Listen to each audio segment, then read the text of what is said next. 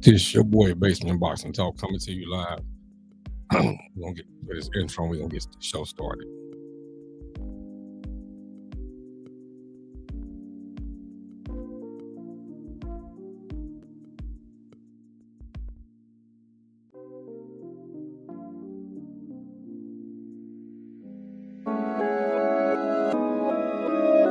He say,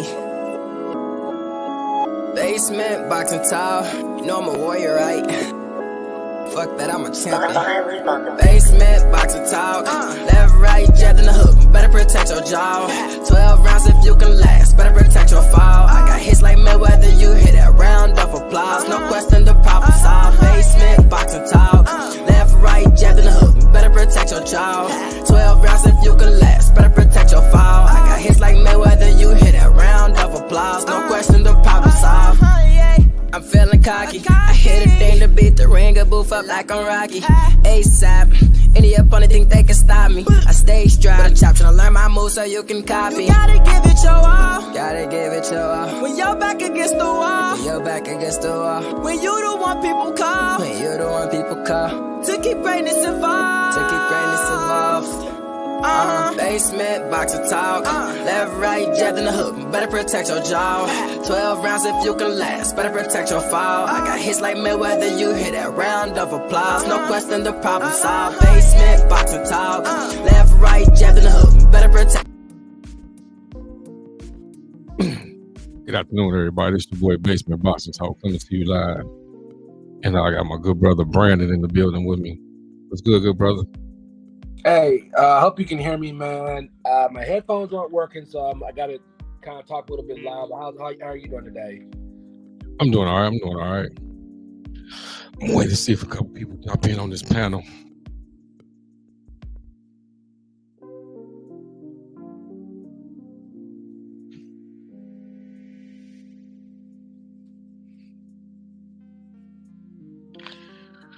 Yeah, buddy. We got some boxing to talk.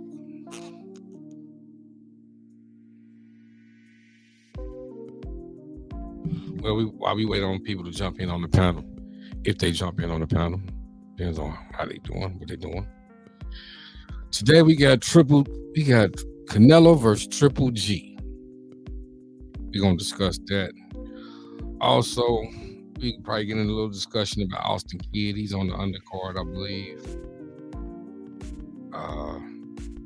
Usual people, Spence versus Crawford. Deal has not been done officially yet. Also, we got big news. Shakur Stevenson fights next week. We can discuss that. And I want to get a lot of people input on what should be next for Wilder if he wins. And then we open for open discussions.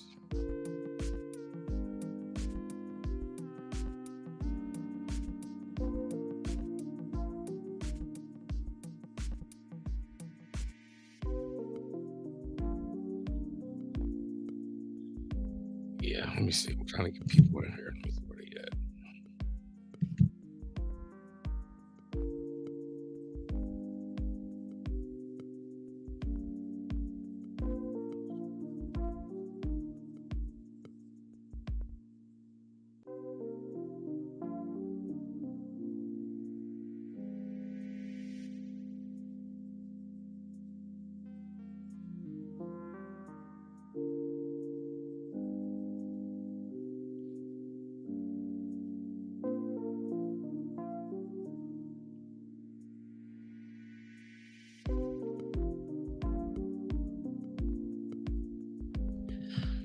Okay, well, while we wait on people, somebody in the comments real quick.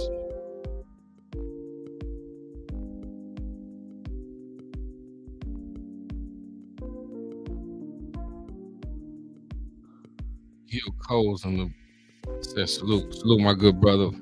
We just waiting on people to jump in on our panel, man. We're gonna get this show started. Appreciate you for coming through.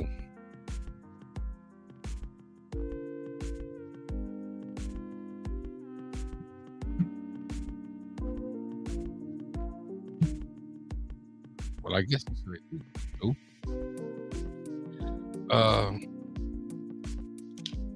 Brandon, let me get your thoughts on the Triple G fight today.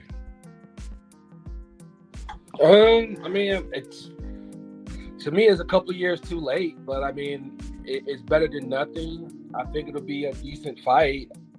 I'm actually not 100% sold on Canelo just washing him out. He could, but there's a part of me that says that this is going to be a more entertaining, tougher fight than I think people are thinking. A lot of people count Triple G out. A lot of people.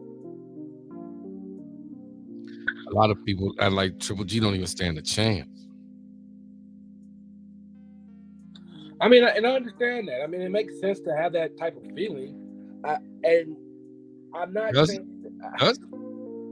Yeah, I mean, Triple G is not a young man anymore. He's not a guy that you're saying he's going to...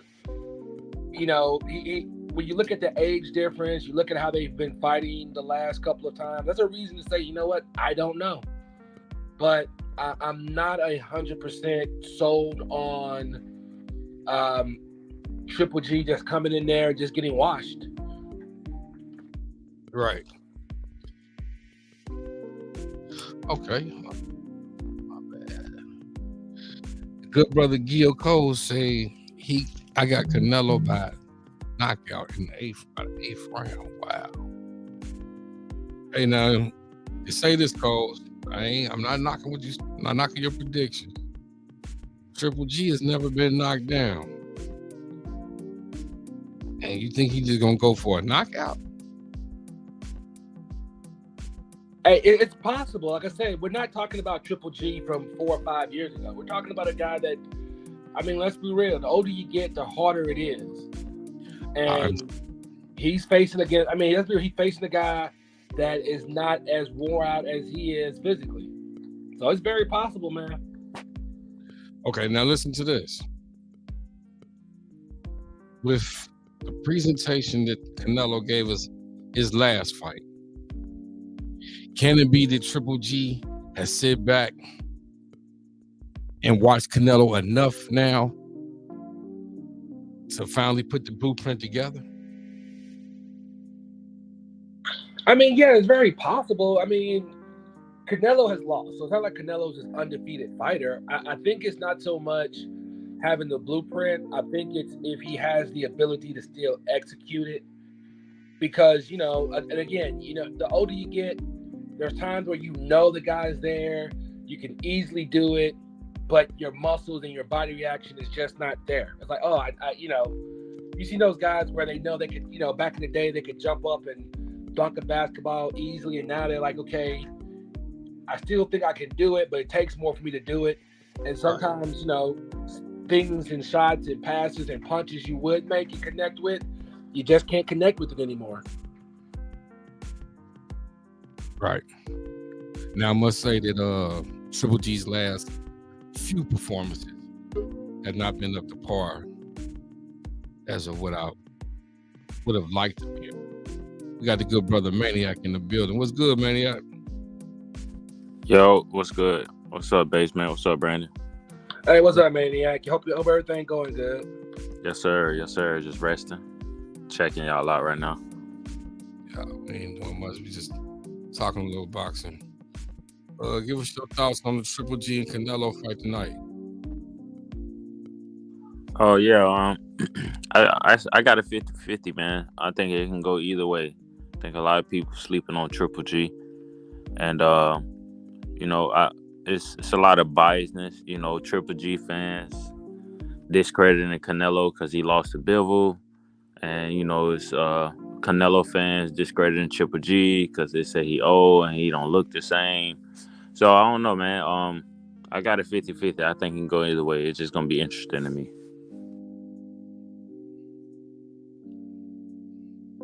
You got a 50-50.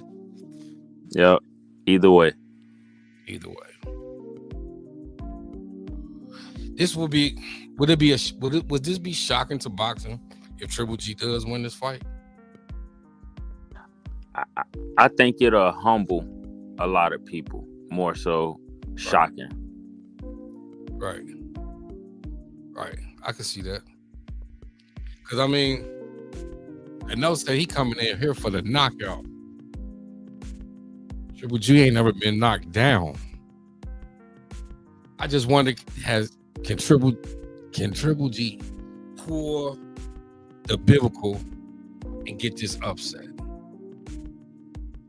Gil Cole says Triple G looked horrible in his last fight.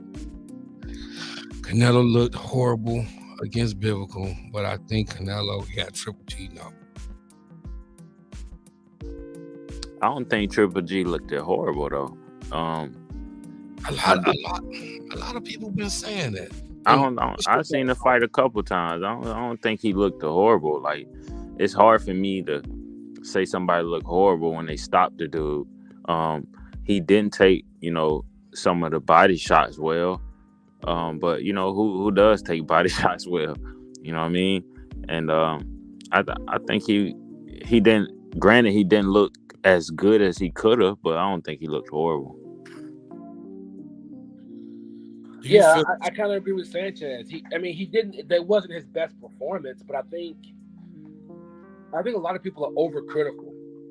I think they're looking at it and saying, "Hey, if you didn't go in there and knock the guy out with one punch and block every shot, then I have something to say about your performance." And in my opinion, he looked like a boxer who hasn't boxed, who doesn't box as regularly, who was in his late 30s, maybe early 40s at that point. But he got the victory by stoppage. Like, literally, the dude corner threw in the towel. Correct. Okay. I was talking boxing to a few guys yesterday, and they said that Triple G doesn't look the same with his new trainer. What do you guys? I agree. I have the same. I got the same. I say the same thing about Jamel Charlo, but I do think he looked better with Abel Sanchez. But hey, Yeah, I mean, he's supposed to look different with a new trainer, But I also think that, hey, he's still trying to learn how he's fighting. He's still trying to learn how to work with this trainer.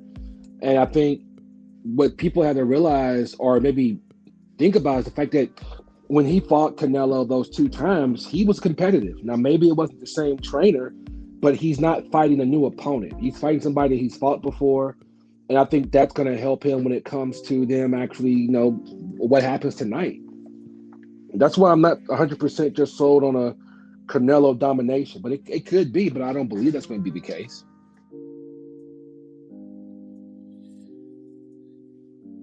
Do you? Okay. Gilco said, I agree. Maybe not horrible. Okay. So, with this being said, say, for instance, Canelo loses. What do you see next for Canelo? Shit, Canelo can do whatever Canelo want to do. I don't see no limitations for real. But I do think if he does lose it, now's the time to fight Benavidez or Jamal. I would say that, if anything, if they don't do a Triple G and Canelo 4, which I think that's probably more likely to happen. Your thoughts, Brad? I was thinking, I would say depending on how he loses. If let's say he comes in and he's dominating the fight and he just gets caught with that one good shot that puts him down, I think if he goes into the fight and he looks like he is just not there anymore, I think that's where he may start taking some of those fights that he said he wasn't going to take. So I'm really thinking depending on how he loses. But if he loses either way, I think he's probably going to go for probably a Charlo bout.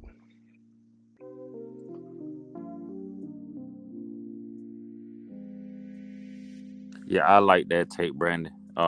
when you say depends on how he lose, because I do think that makes a difference in how somebody moves forward.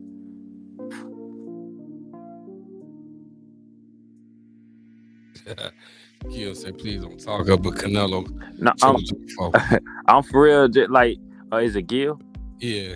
Yeah, I'm saying Gil. Like, you know, like Canelo being the first undisputed 168 pounder. Like, you know, they pretty much that machine want him to, you know, they want him to reign. So, like, if Triple G, you know, we're gonna have it's a draw for the first one. Canelo got on the second one, and if Triple G wins this one, most likely it might be a fourth one. That's just how, you know, shit go for real.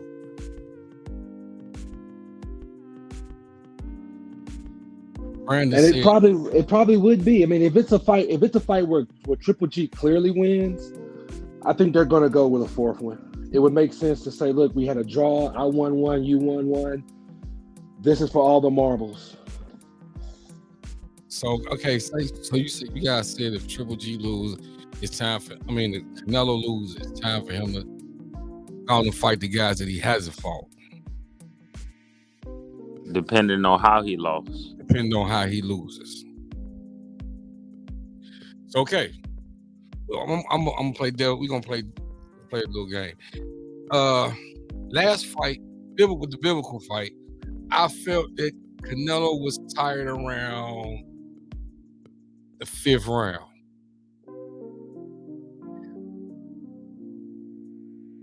So let's say this.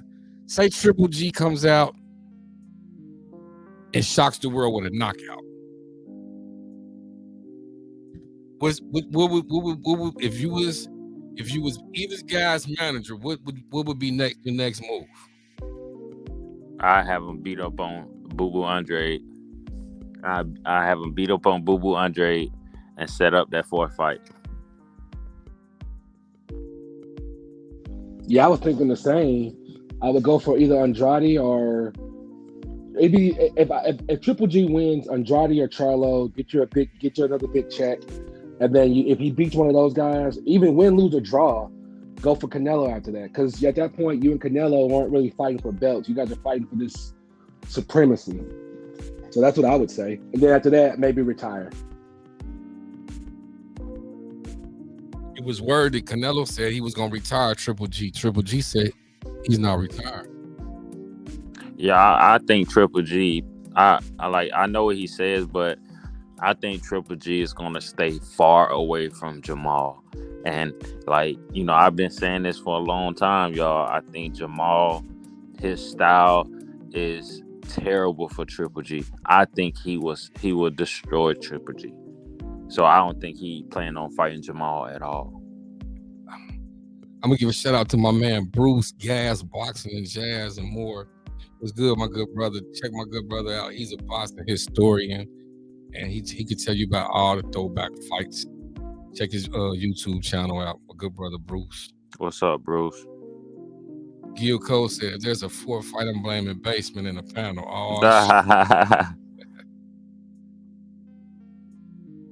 Oh, I agree with you. I agree with both of you guys. I believe that it was a reason Triple G hasn't fought Jamel. So if you go back and you look at the history of Triple G and all his knockouts when he was on that real live knockout spree, and then Amber Sanchez, I remember he said he made a comment like they were never fighting. That's when I started wondering about Triple G's skill.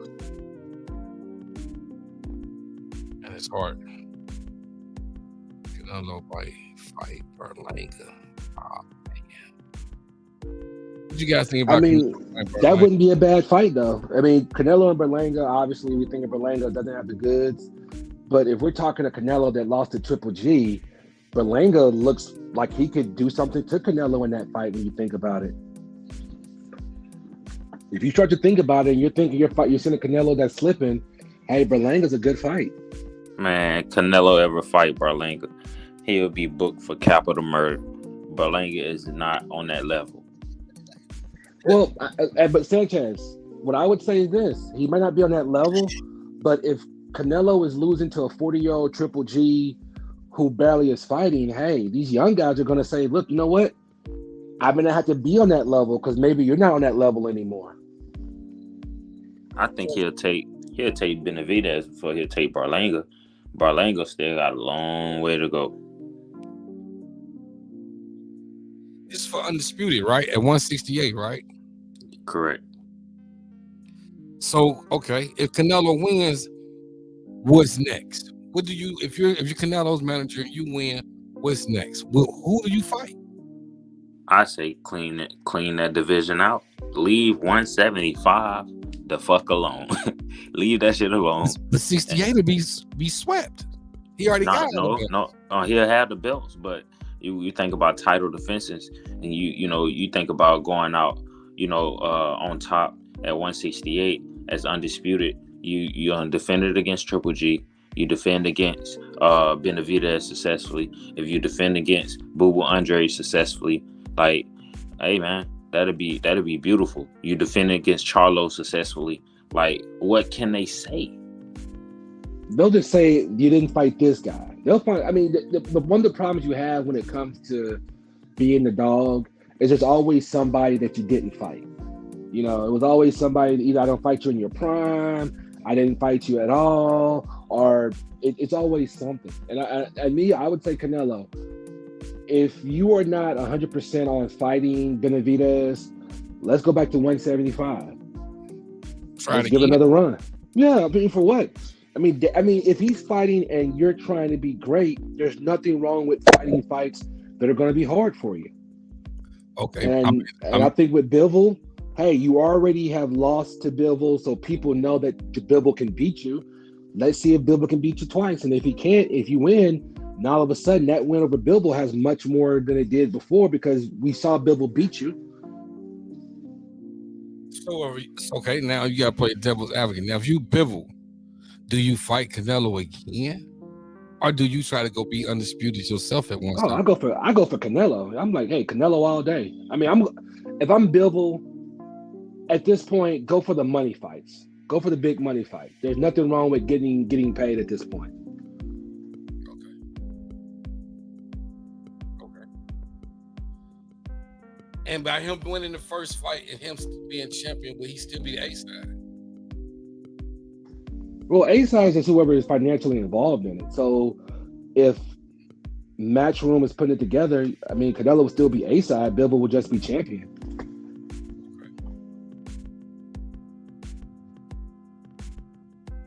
Okay. So then, yeah, I would say if anything, they just introduce Bivol last because he has the belt. Yeah, he would walk to the ring last, and he would be in the blue corner because he's a champion. But yeah, it would be a check from Matchroom at the zone, which is, like I say, fine by me as long as the check clears. Hey, it's all good in my book. So you guys mentioned Charlo. So for Charlo to get his name in these rankings, he had to go up to 68. So it's time for Charlo to make this move after this Triple G fight. I think that's what he waiting on, which I won't say that that's the right thing to do, but I think he want to see what the outcome of this is going to be because Triple G holds 2 of those belts at 160 currently. So, but I mean, yeah, I would say depending on what opportunities presents themselves with Canelo and Triple G, like 168, that's where it's at. I'm not sure if he want to be undisputed at 160 or if he want to unify and then move up. So I think it depends. So basically, there's a lot is at stake in boxing on this fight tonight because Canelo got all 5 belts at 68, and Triple G got 2 of the belts at 60. Are them belts on the line? It's just Canelo belt on the line, but Triple G They already told Triple G after the Canelo fight he has to either decide if he wins or lose, he has to decide if he's gonna vacate or defend. So if Triple G loses, he could come back down to middleweight and do something. He just won't have a year to do it. So if he wins, he can still come down to 60, right? No, win, lose, or draw. It doesn't matter because since he's moving up to 168, he can lose, he can win, he can draw, but he has to make a declaration, I think, 30 days after tonight on whether or not he is going to continue at 160 or not. So they won't let him continue at 60 and 68? No, they'll usually say pick one and stay in it because that whole trying to have two division thing it gets real murky. Wow.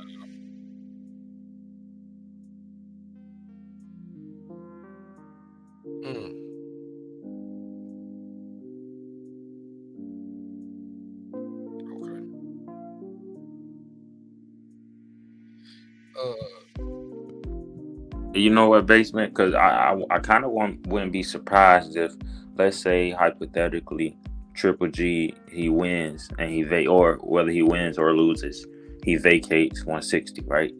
Right. And now it's the rest of the belts are opened up. Now, I wouldn't be surprised if somebody tries to set up a unification with Jamal or Jaime Munguia, who's still at 160. Or is Chris Eubanks is at 162, right? If I'm not mistaken, or is he at 168? Okay. 160 or 160. I wouldn't be surprised if they try to set up a unification between Jamal or one of those guys. But I think most likely it'll probably be Jaime Munguia.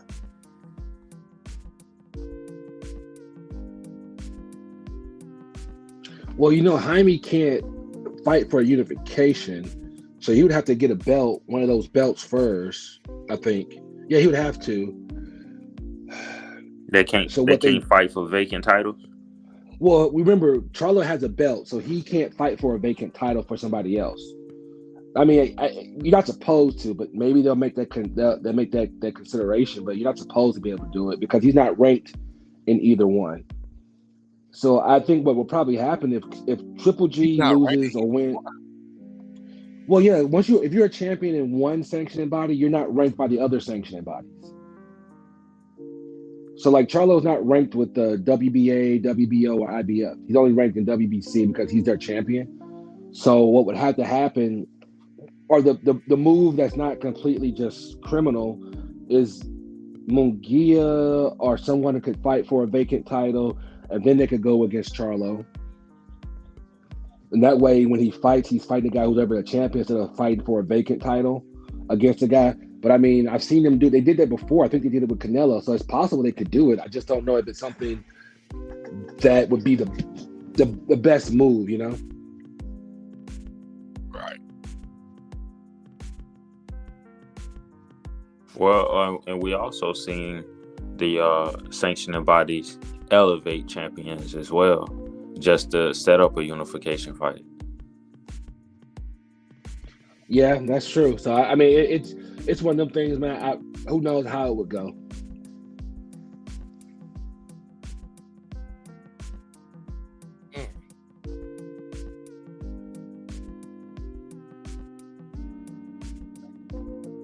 I think 160 is about to get real interesting.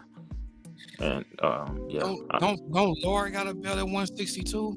Yeah, he got a WBA regular. Yeah, he has a regular. Yeah, so he could be elevated, or hey, man, it's a lot that could go. You know what? on. You're right. Yeah, he could. He could be elevated, and then him and Charlo could fight, and there you go. There's a unification bout, just like that. I forgot about Laura. Yep. But then I thought I heard before that they said they wouldn't fight each other. I heard people say that they wouldn't fight each other, but I never have seen where they said they wouldn't fight each other. Yeah, I ain't never heard that either. I know they was both trained by Ronnie Shields, but I ain't never heard them say that. So now we in one of them situations. Who does Ronnie Shields go with? Well, I don't think Laura's with Shields anymore. Okay, I mean, no. I don't think he is with him. Is he? Nah, I ain't seen Ronnie Shields in his corner in a long time. Yeah. So I don't think he's with Shields. So I mean, in my and they opinion, sparring partners too, aren't they? I mean, they've sparred before, but this is just my opinion. If you guys want to make the fight and you believe that you have the training there, you should be able to say, look, maybe we get neutral trainers so that neither one of us has the trainer that's been working with us, and see what happens. Because in my opinion, your trainer can only prepare you for it, but once you get in there, you got to be able to execute. And these are not no guys who are still in the development stages. But what about the expertise into adjusting in the fight? Coming from the corner of your coach. I don't know, man. I mean, I'm not a trainer. I never trained a fighter, so I can't say I have expert knowledge on it. But just from what I have seen, your trainer can only give you some knowledge. He can only give you some things. You still have to execute.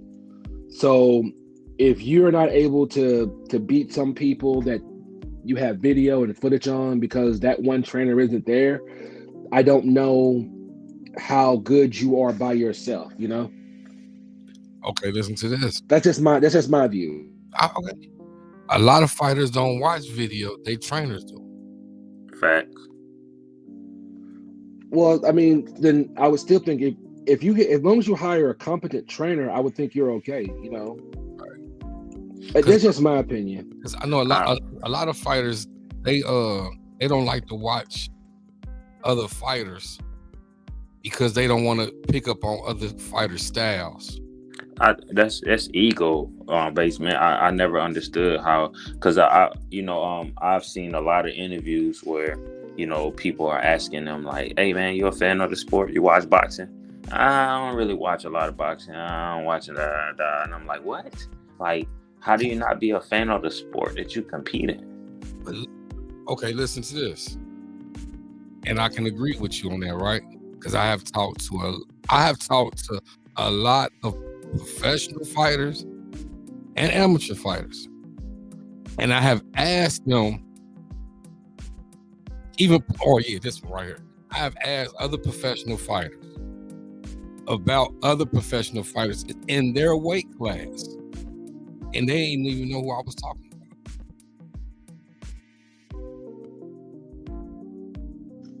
about. I believe that. I mean, that's a lot of times guys don't know who other guys are. It's not so much that those guys are unknown, but a lot of times fighters don't have time to really, really be worrying and thinking about other fighters. Because guys come and go, There's a guy that might be the big name right now in the gym, and by the first of the year, he's not training anymore, so you're not even worried about him. Or you're not even really thinking about who's there. Right.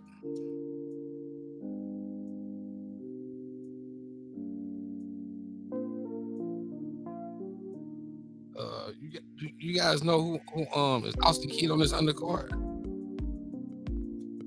Who? Kid Austin. Oh yeah, I'm not sure. I'm not with all due respect, I'm not a fan of him.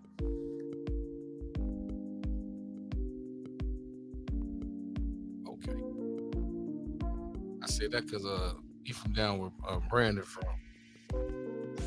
Yeah, I follow him. I know who he is, but let me see. Who is he fighting? Are you sure he's fighting? I believe. I don't think Kid Austin's fighting. The undercard? I don't know who's on the undercard. I know who's on the undercard. Because isn't he on Golden Boy? Isn't he a Golden Boy fighter? Mm-mm. I thought he had signed with Golden Boy because he was on that last show of theirs. I mean, I don't think he's fighting tonight. He might be, but I don't think he is. I could have seen something.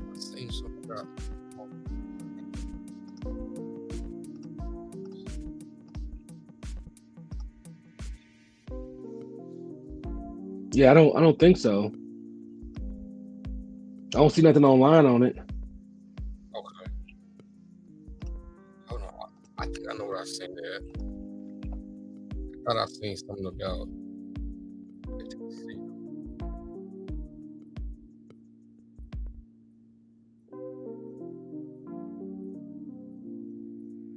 Austin Williams. Oh, okay, Ammo. That's different. Okay, yeah, my man. That is Yeah, different. Ammo. Yeah, Ammo's fighting tonight. Ammo fighting tonight. Yeah. That's okay. Yeah, because I'm like, Kid Austin's fighting. Yeah, Yeah, Ammo. Yeah, Ammo's fighting tonight. I mean, now that should be a good fight, bro. Ammo's a pretty decent boxer. the guy who he's boxing, I'm not familiar with though. Oh, he's fighting the guy from he's from Europe. I think he's from the UK. Yeah, I think that name sounds. Yeah, I think he's from the UK. I don't know much on him, but I know. Yeah, he's fighting that guy. Which that'll probably be a good fight, man. To be honest with you, him and Ammo. I see Gabriel Rosado fighting tonight. Really? Okay. And he fight Akhmedov. Oh, that's who Akhmedov is fighting. Yeah, fighting Gabe. I don't know, bro. That's going. I don't know. I'm gonna keep. We're being recorded, so I'm gonna be quiet right now. It's gonna be bloody. Yeah, he's dude. Hey. Okay, man. Gabriel Rosado plus 400. I'm gonna tell you what I'm really. It should be plus excited 4,000. For real though, I'm excited about Bam Rodriguez. That's my dog. That's what I'm looking at next. Fighting Israel Gonzalez. Yeah. Man, he gonna smoke this guy. Gonzalez plus 750. I think they trying to set up him and Chocolatito fight.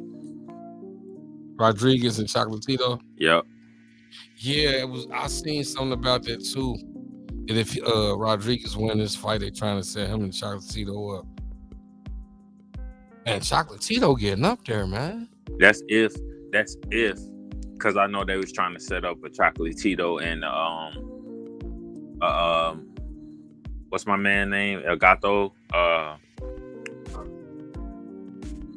Gosh, the guy he just lost to. Ah, yeah. Yeah, him. They trying to set up a rematch between that because I think this is their fourth fight, if I'm not mistaken, their third or their fourth fight. And I know they was trying to set that up as well. So I'm not sure how the Chocolatito and Bam Rodriguez will go after this fight because that I don't know. So who knows? Or maybe Bam gets the winner of Chocolatito and the other guy.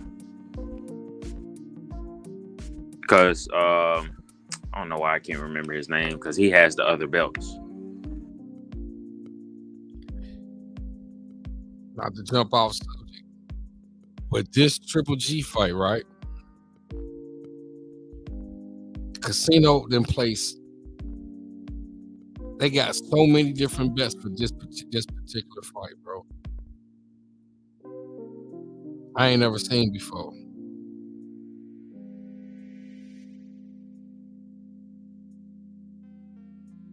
I hope they got this for this many different bets for Spence and Crawford.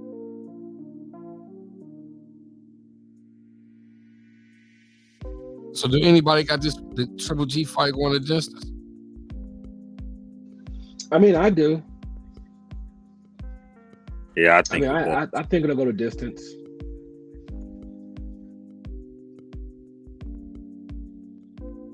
They even got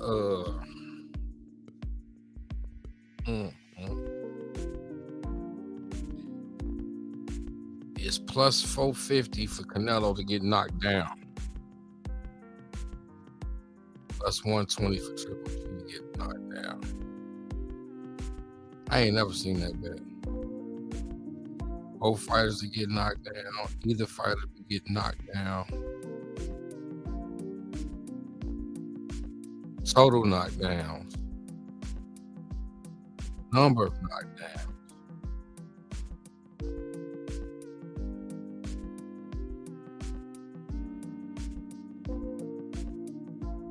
Wow.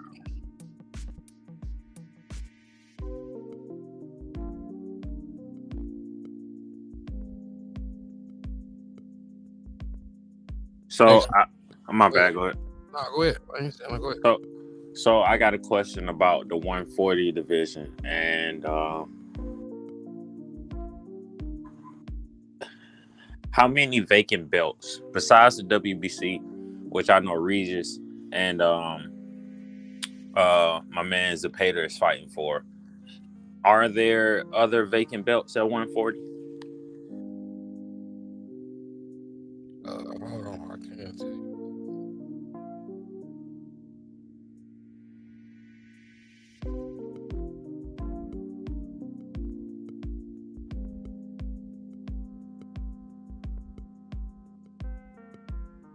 Because I'm wondering if Anton would get a title shot at a vacant belt or something, and who would it be against? Because I wouldn't mind seeing him versus Tio or him versus Ryan. All right, here we go. The WBA and the WBC is vacant at 140. Yeah, I wouldn't mind seeing him and Tio or him and Ryan. I think that'd be real interesting.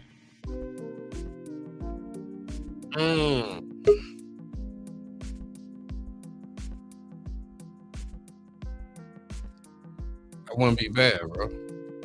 Yeah, I think those are both big fights. Yeah, can you? Okay, dude. I don't know what happened. Like I lost something for some reason. Okay, since you asked a question about the vacant belts, did you guys get the answer on it already? Yeah. The WBA and the WBC is vacant, and the IBF should be vacant too. It should be only WBO with Josh Taylor. Okay, so he vacated the IBF too. He gave up all the belts. He gave up every belt but one. Okay, so wow. Yeah. So most likely he gave up. So most likely he kept the belt that the guy was ranked number 1 in, if I'm guessing right. And I was saying, Brandon, that I'd be interested in seeing Antoine Russell versus Teofimo or Ryan Garcia for one of those vacant belts. Yeah, that'll be good. That'll be a good scrap. I mean, those would be the fights that you would think guys would want to have to be able to go for a belt. So yeah, I think that'd be cool. So, hold on. So with that being said, by him having a WBA regular belt, would he be able to come up to 40 and contend for a WBA? Nah, it's a regular belt. Right. Yeah, he needs the actual belt. Yeah. No, I think he's saying, like, will he be able to come to 140 and, like, automatically have a title shot for the WBA? Yeah, I don't think he would, because it's not a super belt. Because Haney has the actual real belt. Now maybe he could. I don't know. Haney got 135, not 140. But yeah, Tank doesn't have a belt at 140 anymore. Okay, so he vacated the one he beat.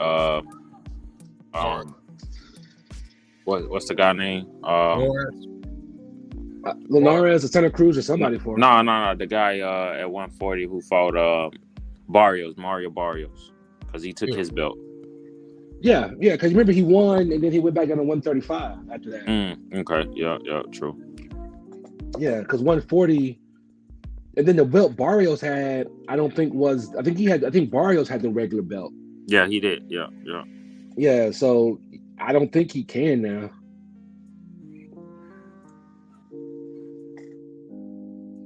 Ooh, they list Devin Haney as the franchise champion now, finally. Who does? Well, that makes sense because you're right. I thought they were getting rid of the franchise belts. Hey, now listen, you made perfectly sense when you said who. Cause I'm sitting up here looking at ESPN, the titles on their page, and since Devin Haney is with ESPN, the top rank, you're right. Makes sense for them to do it, but they say Devin Haney has all 4 belts, and he got 2 asterisks saying that he's a WBC lightweight franchise champion.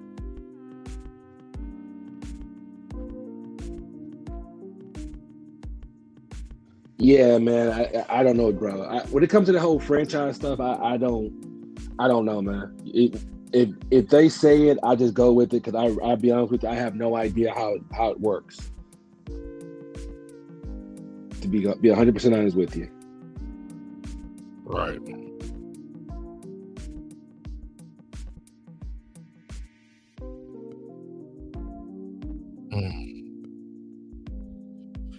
Okay.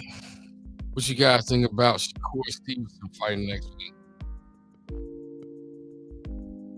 Friday. I'm excited, man. Man, Shakur is that boy is so technically sound, man. I love the technicalities of boxing, man. The setups, I love it all, and I think Shakur has it. So I'm excited to see what's next one.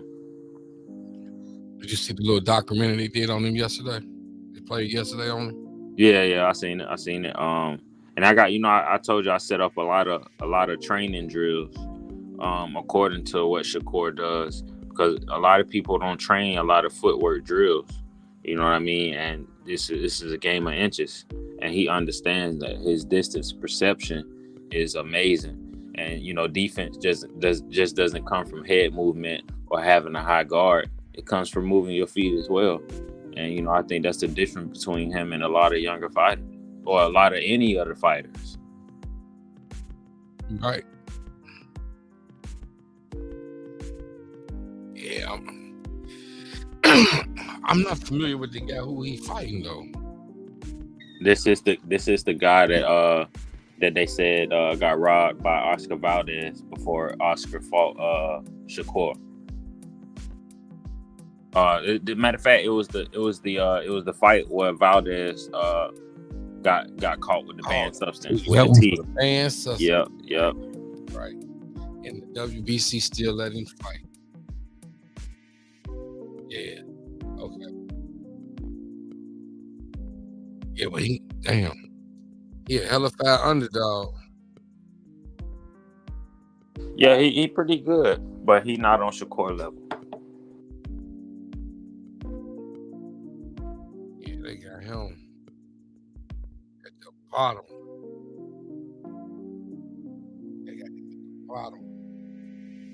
So Shakur wins this fight. If you guys was his manager, what would you do? What would you have in place for Shakur? I would move up to 135. Go for another belt.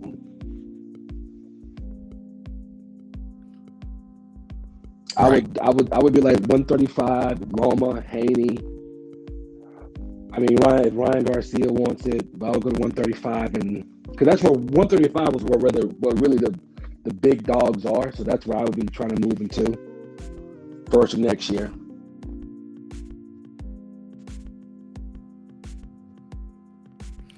So don't even try to go for undisputed at 30.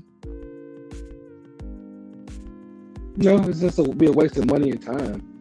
You don't need. I mean, let's be honest. If nobody thinks that Shakur Stevenson isn't the legit number one junior lightweight. Nobody's like, well, he doesn't have all the belts, so maybe this guy's better. Everyone knows he's the man at 130. So getting those other belts is just more just wasting time to prove something that everybody already knows. I 100% agree with Brandon. I mean, I don't see him fighting Chris Colbert. It's a waste of time. Fighting Frank Martin, a waste of time. He already beat the other guy that was at the top of the division, Oscar Valdez. So, instead of being undisputed at 130, which, we already know you're the man at 130, you could already be having a title shot at 135 or having those legendary names like, Lomachenko on your hit list. You got Devin at 135 currently. You got Tank at 135 currently. So why not move up to 130? It's the same thing with, we say about Jamal at 160. You know what I mean? It's like, hey, 168 that's where the dance is. So same thing for Shakur. 135 is where the dance is. So why wait? Yeah, I mean, like, there's no, like, for my example, well, for my opinion, I'm sorry, there's no benefit to Charlo fighting the guy who has a WBO belt. Like, to do what? To show that I now got more than one belt, but very few people are thinking that Charlo wasn't the number one guy at middleweight, even though Triple G has 2 belts, you know? So if I'm Shakur, I'm like, let me move up, let me do my thing, and just continue going. Because I mean, fighting Chris Colbert is just going to be a waste of money. But I'll be like, dude, for why? Like, why are you doing this?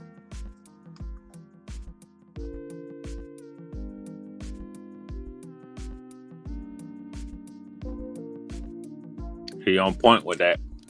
And then he would top rank. How easy of a fight is that to make with Lomachenko or Devin? Like, you know, I'm thinking that they're setting up Devin versus Lomachenko after the second Kambosos rematch.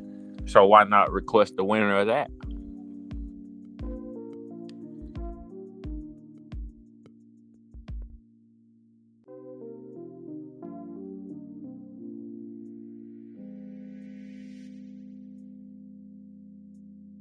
Yeah, I mean, I agree. That would be the fight that I would want to make because, I don't, like I said, even if you can't get Haney, okay, you know what? After this fight, Lomachenko fights, hey, Loma, let me and you fight in my first fight at 135. Then I'll go for Haney. Either way, it's better than staying at 130.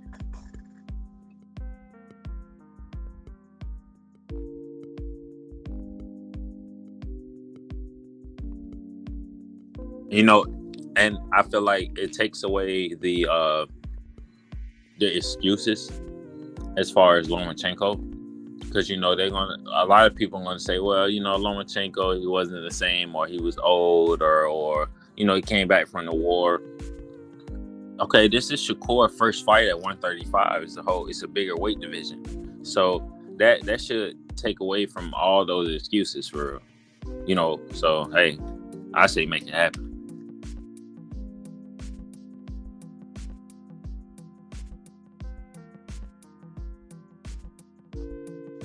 Yeah, I mean, I totally agree.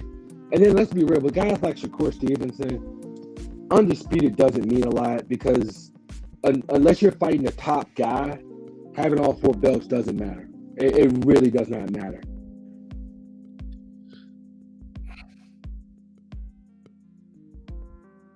But I'm just thinking, in that case, Shakur could be actually walking into undisputed. That means he has his fights one other fight, maybe. And then by then call out the winner if the Devin Haney beats Kambosos, and he called out the winner of Devin Haney and Lomachenko. Hey, he could be fighting for undisputed easily at 35 in one fight.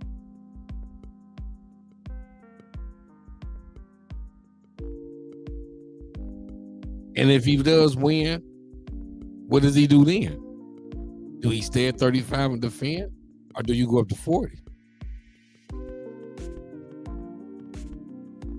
He only growing. Shakur looks big as hell to me, so I say go to 40. I mean, this could be a easy roadmap, right? You know, you understand what I'm saying, Maniac? Yep. He stay around and fight another fight at 30. By the time he fights the other fight, that means the winner of Lomachenko and Devin Haney will be over with. And if Devin Haney wins, by the time Shakur's fighting again, Devin Haney will be fighting Lomachenko. Say Lomachenko loses to Devin Haney. And wow, by the end of next year, sometime next year, around this time next year, we could possibly be seeing Shakur fight for undisputed, and that'll be his first fight at 35. The thing is, if Devin beats Lomachenko, will he stay at 135? Which I don't think he might, but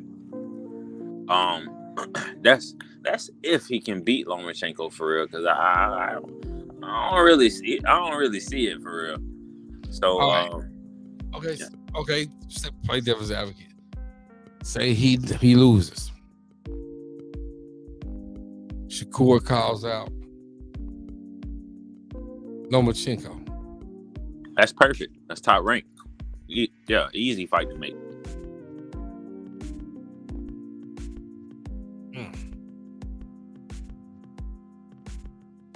Shakur, who you have? Who you got? Shakur Lomachenko.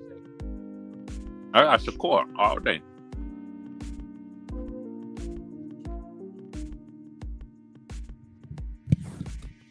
So Shakur wins at 35. You say move up to 40? Yep. Move up to 40. You got Ryan, you got Tio, you got Zepeda, you got Antoine Russell, you got Regis Prograde. He Tank too, huh? Yep, Tank. You know what I'm saying? Like, these are a lot, like, these big ass fights to be made for real.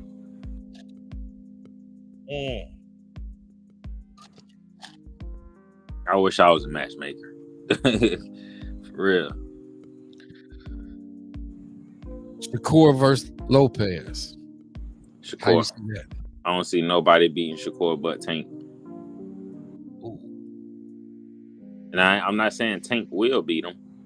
I'm not saying I'm picking Tank, but I think the only person that has the tools to beat Shakur versus Tank, who do you got? Ooh, I got a slight edge to Shakur.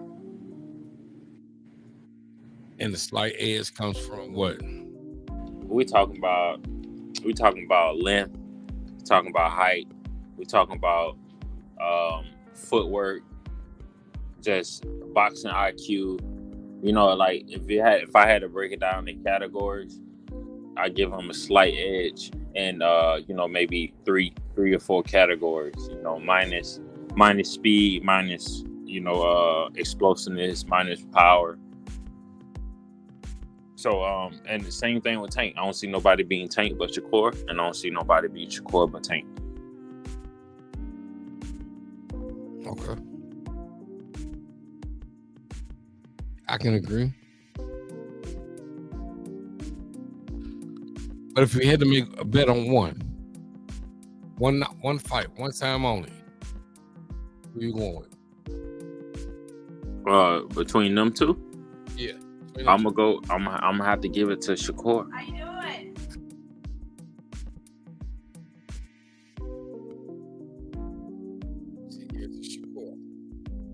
Yeah, I'm gonna have to give it to Shakur, bro. Like, but it's hard to say for real. Just based on like consistency of like the fight styles, the consistency and the discipline in the fight styles. But then again, we're talking about moving up in weight, and hey, man, Tank has an equalizer, man. I think a lot of people sleep on Tank boxing skills, bro. Like Tank fire to me, man. Like they try to play him like he can't box like that, and it's like, come on, man. Like I really feel like a lot of these times people talking about the sparring matches between Shakur and Devin and Tank and T.O. and all these people don't spar each other and like they get the best of Tank. But I honestly feel like, what if Tank was just downloading his data for real? Because these are kids that Tank is sparring. So what is he gonna get out of just blasting out his sparring partners for real? These are kids at this time. So I really think he downloading data because he understands by the time I'm at the top of my game, they'll be there too. So I don't see it as Tank just don't have the boxing skills to box with these dudes.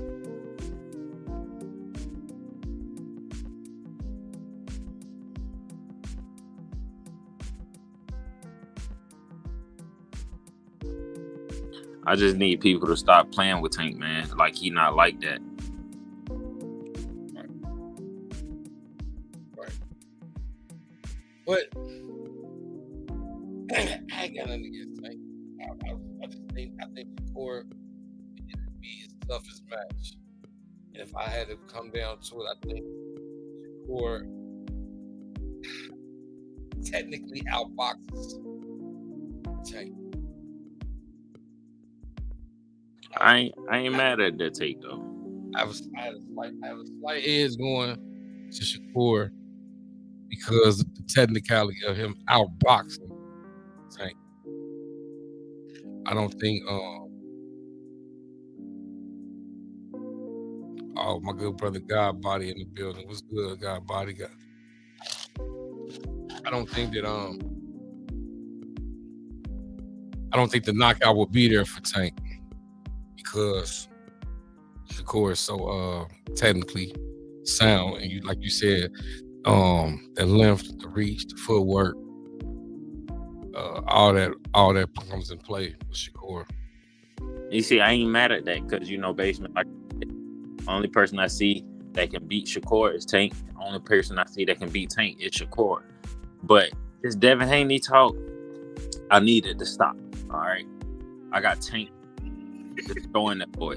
All right, like, I think Devin can box. He's a good boxer. I do think he can box, but he made too many mistakes for Tank, and I don't think he's outboxing Tank. I don't think he has the skills to outbox Tank. I don't think he's a good I don't think he's a better boxer than Tank. I think when it comes to styles, his style relies more on boxing. That's why people say, "Oh yeah, he can outbox Tank," because of his style. You feel me? I don't know, bro. No, I don't. I can't. Like, if I was Doctor Strange and I had to play this shit 1,001 times over, I don't see not one reason, Devin can outbox Tank for real. Yep.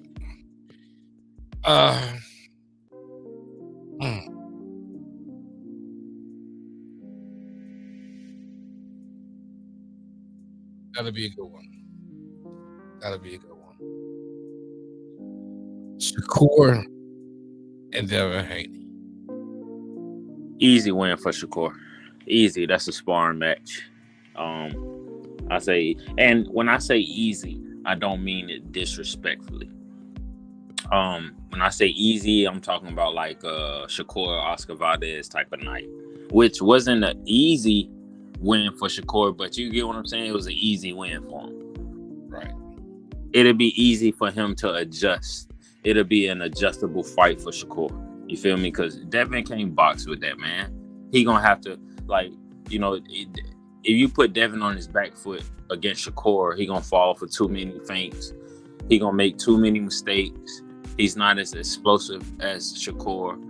His defense is not as good as Shakur.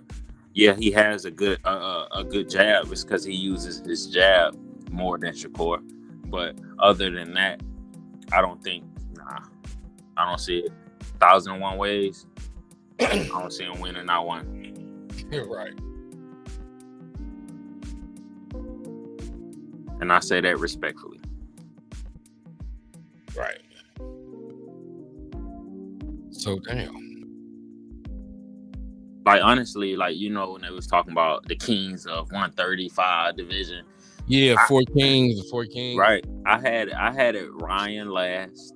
I had it Devin second to last. I had Tank. I had Tank on top for real. They threw Lomachenko in there too, huh? Yeah, I had Lomachenko, and then I had Tank. I think Tank is at the top of the mountain.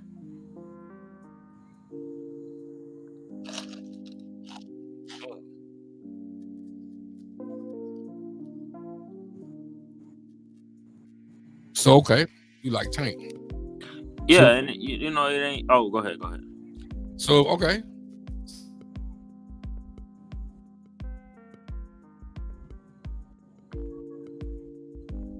So if you Tank manager, what would you say was next for you for Tank then? At 135, if I'm at 135, I'll be pushing for either Devin. I'll be pushing for Devin super hard right now, or I'll be pushing for a money grab with Ryan.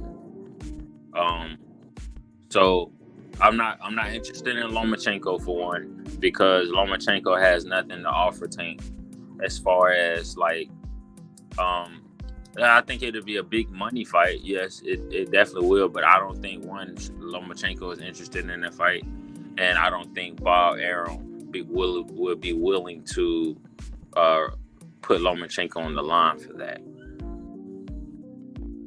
So I'll go for Ryan or I'll go for Devin.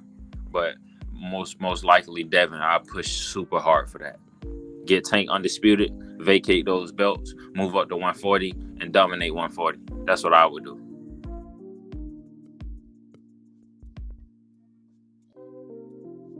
Okay. Good brother Brandon jumped back in. Good.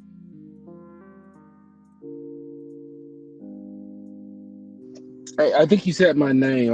What's going on? What was the question, bro? My bad. No, he just said welcome back. Okay, yeah. I'm driving. I gotta take care of something real quick. But what have I missed conversation wise? Anything? Yeah, we went through quick rundown. We went through Shakur versus Tank versus Devin. What should be next for Tank? If I was his manager, what would I do next for Tank? So yeah, that was pretty much it. Okay, interesting. What was your take on what Tank should do next? I said at 135, I would push for the Devin fight.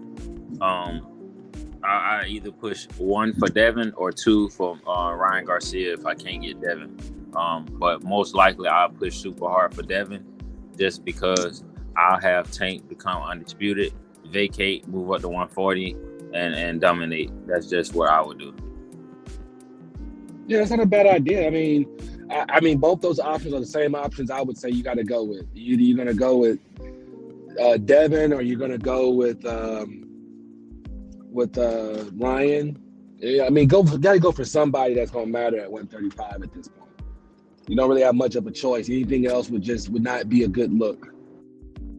I definitely also said that I wouldn't even push or try for a Lomachenko fight, because I don't think Bob would be willing to put Lomachenko on the line. That's a risky fight for Lomachenko, and a risky fight for Tank as well. Don't get me wrong, but I don't think they would risk Lomachenko just being that Tank of who he is, you know. So I'll just automatically skip over Lomachenko and go for those two specifically. I mean, honestly, I would think Lomachenko would be the guy that you probably would get if you're looking for somebody at top rank, because Lomachenko is at a point where he's not a spring chicken anymore. So you're not looking at 4 or 5 more years with this guy. You know, you're looking at a couple of more fights at best for Lomachenko before it becomes in that whole Manny Pacquiao situation where it's like you're no longer the guy that you was. So there's no sense in putting out too much money behind you. So I would be like, look, if we can get you a Tank, if you win, your stock goes up. If you lose, hey, you're a 35-year-old former champion that's on his way out. I feel you, but that's what I would do. I don't think Bob would do that. He loved him too much. He loved that man too much. Yeah, I think he would. No, like one thing about Bob Arum, if it makes money, he'll do it. That's always his thing. It's like, if I can make money and I ain't got to worry about all this and all that, do it. Now, I don't think it would happen, because I think it's a fight that is too risky for both sides, and I think it's riskier for Tank, because if Tank doesn't knock him out and he makes it a hard fight, people are going to start to be like, well, if he couldn't get through Loma, he could knock out Loma, what is he going to do with Haney or Shakur? So I think it's something where Tank could win, but people are going to be like, you didn't knock him out, so maybe you're not ready for these other guys, I think Tank. I don't even think Devin Haney would be a hard fight for Tank, for real. But like I would say, the reason why I say that I don't think Bob would do it, because I would think that it'd be safer for Bob to have Lomachenko fight Shakur. because I feel like he gonna make way more money instead of splitting it. Yeah, that's true. He would make more money not having to split it. So yeah, that's that's some good financial reasons. I would, but like I said, I would think that would be the fight that you maybe could go for, because right now you're not gonna get Shakur or, and see with Haney only with top rank for one more fight guaranteed. So after that, it's like it kind of becomes an optional thing. So I would think if I'm Bob, if Haney gives me any inkling that he's not gonna stay with me, cash him out. You still got Shakur for a little bit of time. So maybe a Shakur and Tank fight might be the fight. A Shakur and Loma fight might be the fight. Because then if you get him in the ring with Loma and he beats Loma at 135, then either Haney's gonna have to meet him or Haney's gonna have to give up some belts. So that may be a way of making sure that either you're gonna get to keep the belt at 135, or you're gonna keep Haney in your boxing stable. Okay, so I got a question. If you manage or promoted Keyshawn Davis, what would be next for him, for y'all? Like the best step up for him? He's a guy at 140, like 8-0 or 9-0, right? He's at 135, but he's 5-0, 4 knockouts. Silver medalist, but like if you wanted to get him a name, right? If you wanted to move him similar to, like, let's say, if you wanted to get him like a regular belt, interim belt, who would you put him against? At 135, I don't know. You got Chris Colbert, you got Frank Martin, you got Arayo, who's coming off a loss. I thought Frank Martin was at 126. What am I thinking? Who's the ghost? The ghost? They call him the ghost. I'm not sure. I know Frank Martin is at 135. Okay. Okay. I don't know those small divisions, everybody, but if he's 5-0, bro, I'm probably gonna put him against somebody that's long and faded, but has a name. So I'm probably putting him up against a Gamboa, Linares, somebody like that, somebody that was once the man, but I know that now they're just a name that he can have on his resume, and it's a good tool to see just how good he is. Yeah, I like the Linares or the Gamboa. That's a good matchup. Yeah, and I know it's not going to happen, but I would say after that, if you could get him in the ring with Pitbull Cruz, I put him in the ring with Pitbull Cruz. That's good too. And you know what, Brandon, I'm not mad at that, because I feel like as boxing fans, sometimes we have to stop being too literal. You know what I mean? And when we're talking about, like, if you was the manager of this person, like, how would you move it? Because essentially it's almost like saying fantasy matchups. We love to do fantasy matchups, so why can't we do, like, fantasy promotions? You feel me?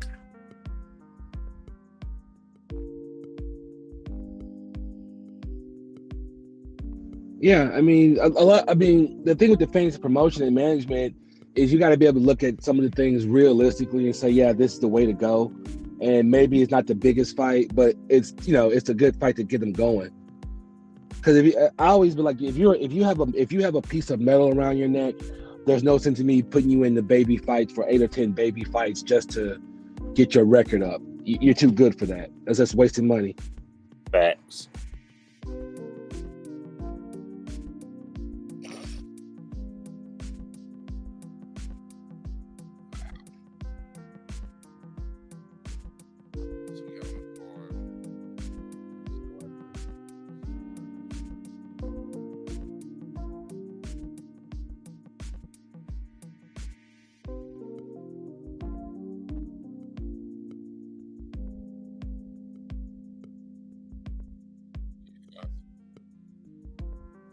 What'd you say, Basement? No, I was sitting here looking at it. They got dollars plus 2,000 on her. God damn. But Brandon, I got matched up, man. I got my opponent. So Yeah, I'm excited about that, man. Oh, nice, man. That's what's up. Yeah, so I'm pretty excited about that. Got nice, decent price. So can't complain. Man, what's going on, bro? Man, I'm sorry I'm late, man. I'm just now noticing you, man. I've been running errands this morning, man, and I didn't get your email. What's up with you, Black Star? What up? All right, now how you doing, brother? All right. I got my photo shoot tomorrow, y'all. So over here doing my sit-ups, make sure my dad bod gone. Oh, okay, yeah, man. That's what's up. Still up there doing your thing, my man. That's what's up, man. You ready for the fights today? Oh, yes, sir. Yes, sir. It's all, everything is new to me. So, I'm just taking it all in, man, in the moment, just trying to savor the moment. Because, this is, at one point, this was something I fantasized and just dreamed about, regardless of how big of a level it's on. You start somewhere. And even, I fantasize even about starting. So, and this is one of these times to where I get to live through, one of the things I used to fantasize about. So I'm excited, bro. Yeah, that's what's up, man. Yes, indeed. I've been a little busy, man. Been out a little touch there, but we still around, hanging, banging, doing our own thing, I look forward to you, man, and what you do in your career too. Hey, Sanchez, I know it's early, but it's going to be in November, right? Yeah, November 5th. Okay, cool. You got everything's ready to go? Are they? I mean, I know it's like I said early, so they still might be working on some of those pieces of it. Ready to go as far as what, Brandon? Like, have they started getting like tickets and posters and stuff ready? Yeah. So that's why I got the photo shoot tomorrow, so I can take my promo photos for the flyers, and they already set the prices for the ticket splits and all that. So I think they still sorting some things out, but for the most part, I think it's kind of settled.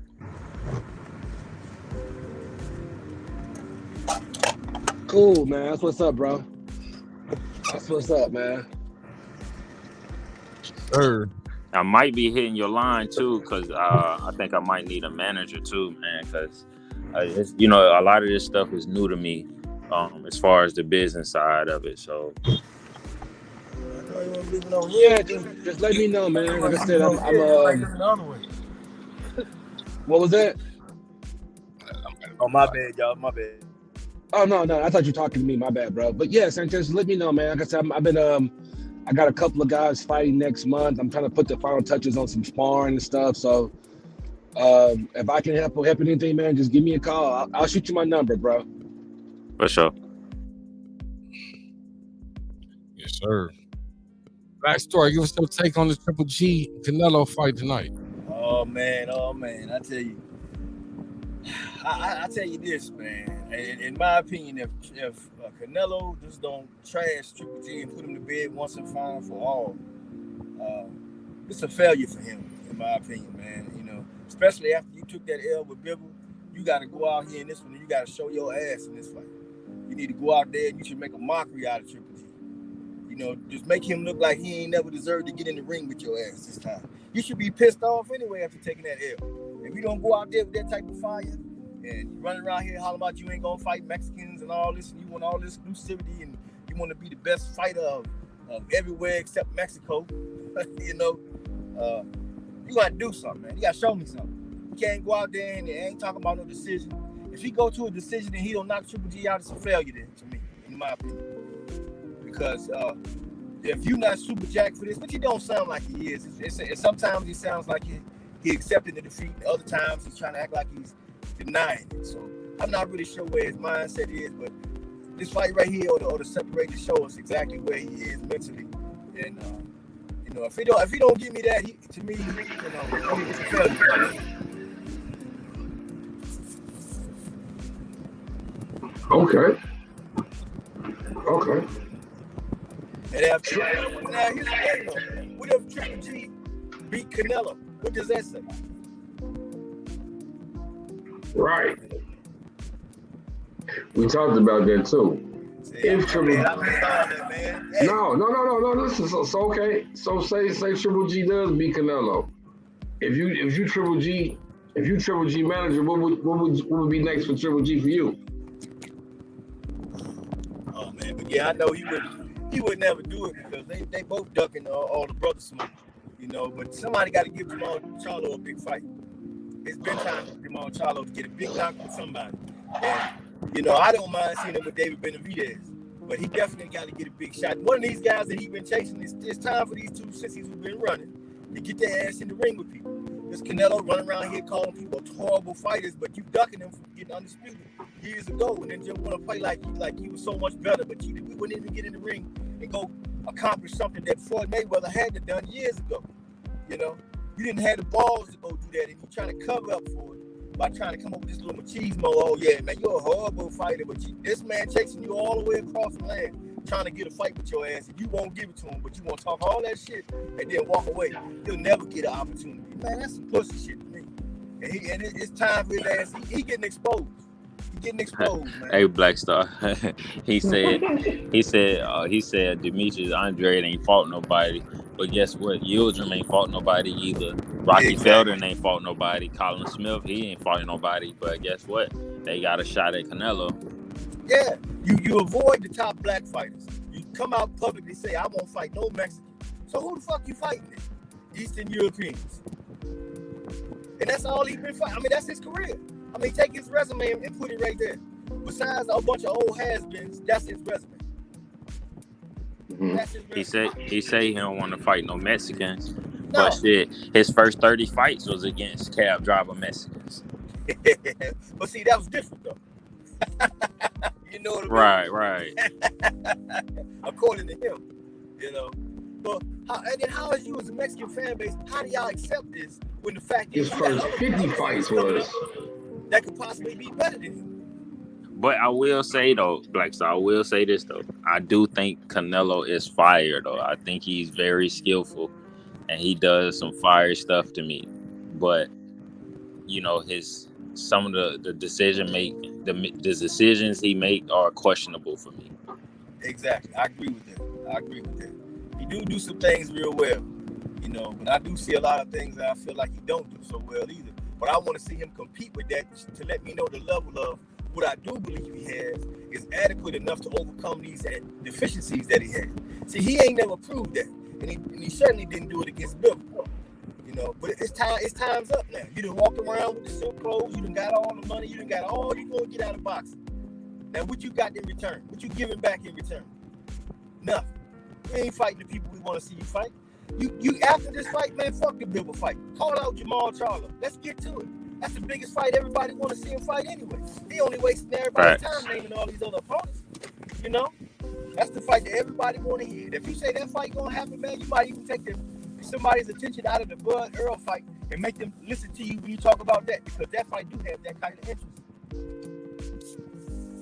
Nah, you know, what's crazy is like, you know, people say he want to challenge himself, but like when you talking about challenging yourself, like the only difference I feel like is with these challenges are the guys are just heavier. I don't think they're nowhere near as skillful as the guys that's currently in the weight class. You know what I mean?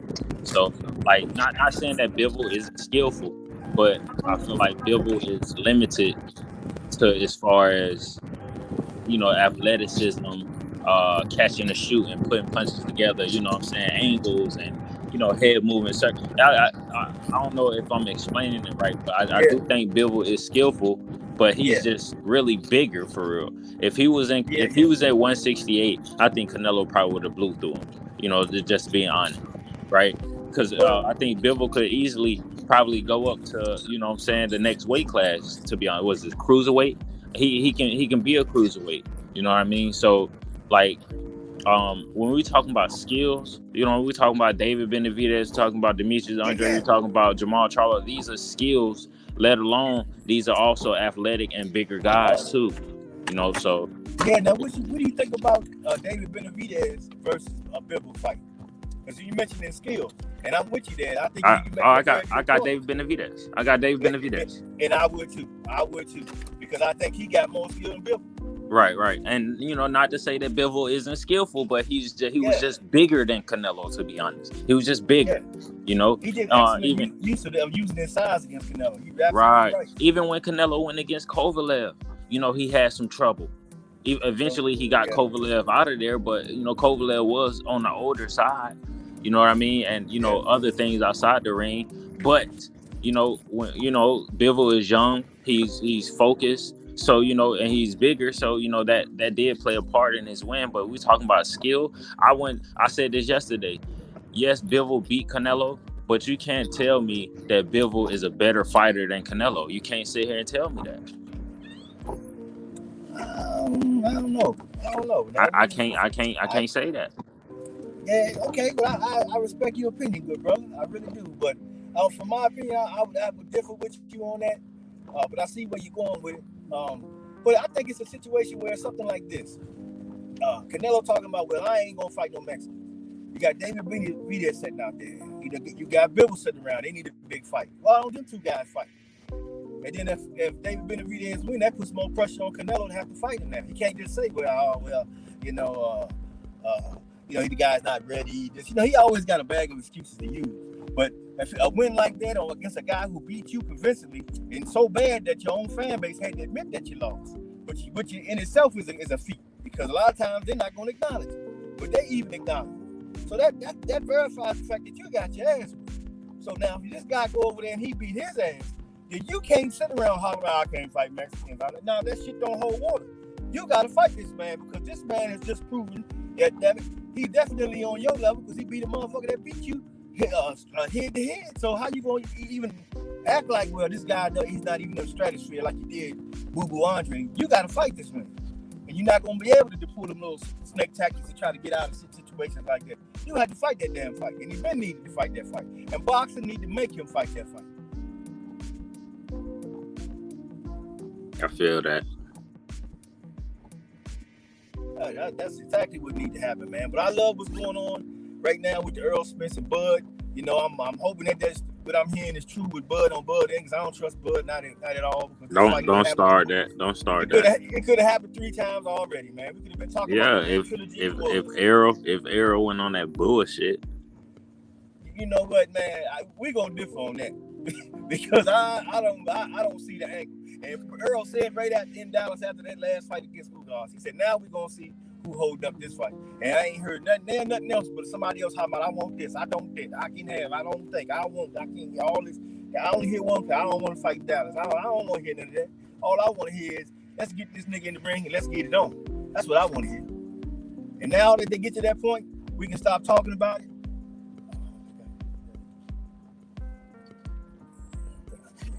But, I'm glad that it's happening. That's good for boxing. I like what's going on with Wilder. Wilder coming back, and Wilder takes care of Helenius like we expect him to. And I got the utmost faith. AJ and Tyson Fury. Yeah, I don't even see that fight, Black Star. I got the utmost faith. I got the utmost faith in Wilder. You know what I'm saying, getting Helenius up out of here and coming back and adding things to his style. But I really want to see Wilder and AJ, to be honest. Oh, we can get to that too. But this is the thing about it, though. All that snucking and ducking that they was doing in the past can be washed out. If Usyk's talking about fighting Wilder and he coming to the fight October 15th, good. Then they had that fight, Okay, yeah. The backside. Yeah, I got Wilder beating Usyk, to be honest. He's too big. Yeah, I do too. And then he'd have 3 belts. Now that forces either the winner of the Fury AJ fight have to fight. You know what I mean? So that would be right for boxing. And then if he do get a chance to get a 4th shot at Fury, I like them chances too, because I like some of the things that he's doing different. And I like the fact that he's staying with it. He ain't letting it go. Hey, I'm gonna say this though. I love Wilder, bro. So whatever he do, bro, like, you know what I'm saying, that's my guy. Like, I support Wilder just as much as I support Jamal Charlo. So win or lose, I'm gonna be proud of that man for real, bro. Like no cap. Facts. Okay, listen to this. I was just talking with some guys just last night. We was talking boxing, right? And I told him, I said, well, damn, if Usyk, if he called out Deontay Wilder wins this fight this weekend. If Deontay Wilder beats him, he has what? All the belts but the WBC belt. That'll make him number one contender to fight Tyson Fury for 4. And a lot of people said they don't want to see a Tyson Fury Deontay Wilder 4. I do. That's crazy. They sleep, man. I want my dog to get his leap back. You feel me? Like and that's I said the same thing, and everybody said. A lot of people were just arguing with me, like, man, Face, man, what are you talking about, man? That's a valid argument, bro. And they asked me, they said, well, who do you have? And I say, just off the strength, I would have to go with Wilder. Yeah, one more time. I don't see nothing wrong with that. I don't see nothing wrong with that. Time. But you know what's crazy, Basement? Because this is my take on it, right? Like, it's clear as day. Like, anybody that watch boxing, it's clear as day to see that Tyson Fury is technically better. He's a better boxer than Wilder. But the fact that Wilder has been on top for so long, bro, and they say he only got one punch, it's like, well, what does that say about the other guys? Like, you know what I'm saying? What does that say about the other people that he done starts that's technically better boxers than him, and he's able to be on top for that long? It's got to be something more than one punch, bro. Like, think about it. Right. You're right. But then a lot of people say, well, Wilder ain't fought nobody. Is it his fault? It was nobody in the division when he came up. Well, you know, they say they nobodies when they don't know who they are. True. If I don't know a guy, you know what I'm saying? If somebody go fuck around and beat somebody, like, people didn't even know who Jorge Linares was, bro. You know what I'm saying? People didn't know. You know, it's so many people that people gonna say, oh, well, who is this guy? You know, it's only to fit, you know, their argument. They gonna keep saying that these are nobodies. But, you know, let their favorite fighter fight them. Then, you know, it's gonna be, oh, this guy. Like, what? Right. True that.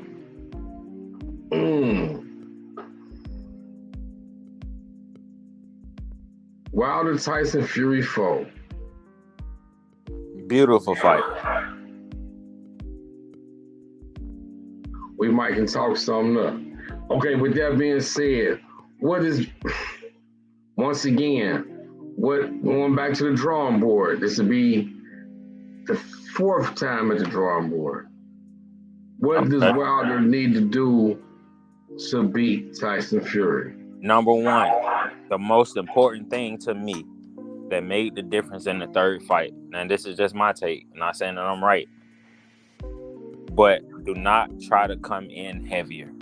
I think that was his biggest mistake, him coming in heavier. He put on more muscles. That means he got tired a lot faster.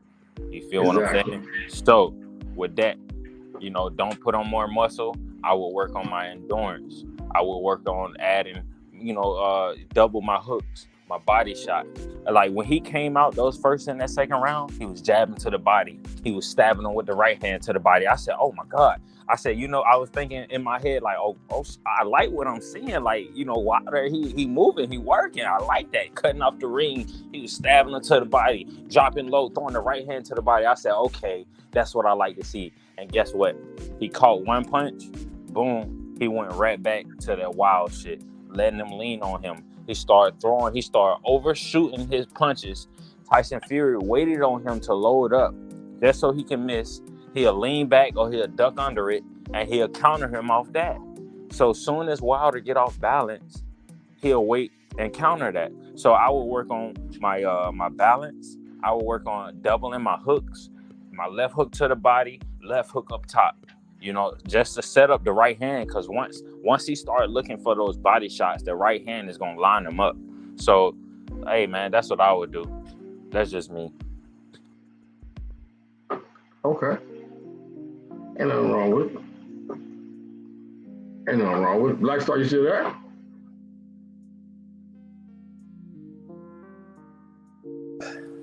Hey, bro. Yeah, I just getting in the door here, fellas. Yeah. Oh, okay. I'll give you some time. I'll give you some time. I'll give you some time. Yeah, man. Come with them steps and everything. Yeah, but Wilder, I think from what I'm hearing, man, he's on the right track to making some adjustments that he needs to make.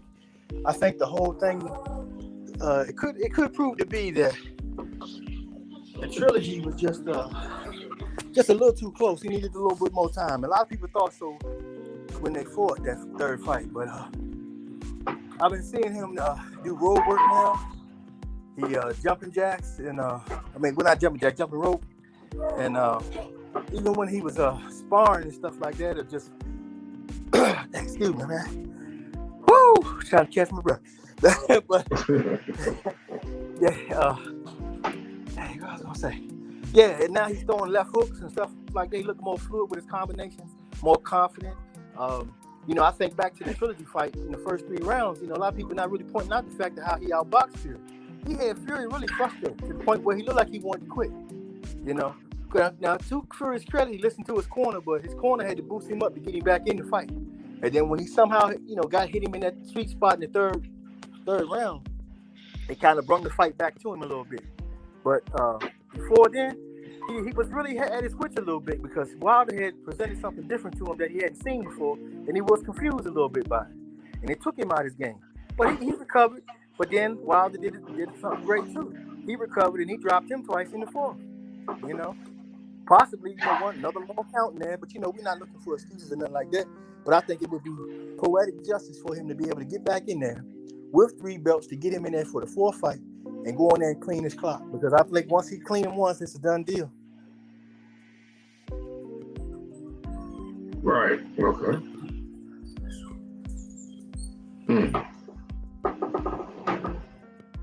Yeah, because he really put him off setting with that jab to the body the first fight too. The third fight. Yeah. To the jab to the body, he had him really before the body. It kept him his distance back. It kept him from leaning on him and putting the pressure and really, just laying on him and weighing on him and like end up being one of the biggest things that he did that was beneficial to Tyson Fury. But he wasn't able to do it then.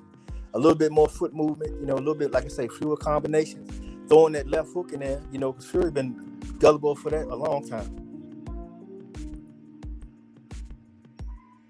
Yeah. I think Tyson.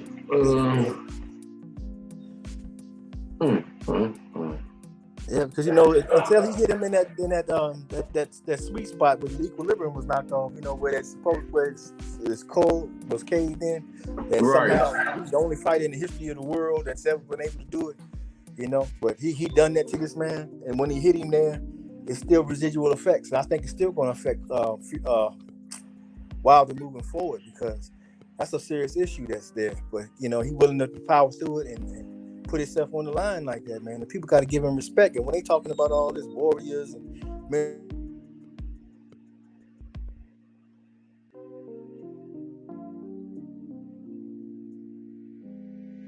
how can you get hit in the 3rd round, get knocked off your equilibrium, but you last until the 11th round?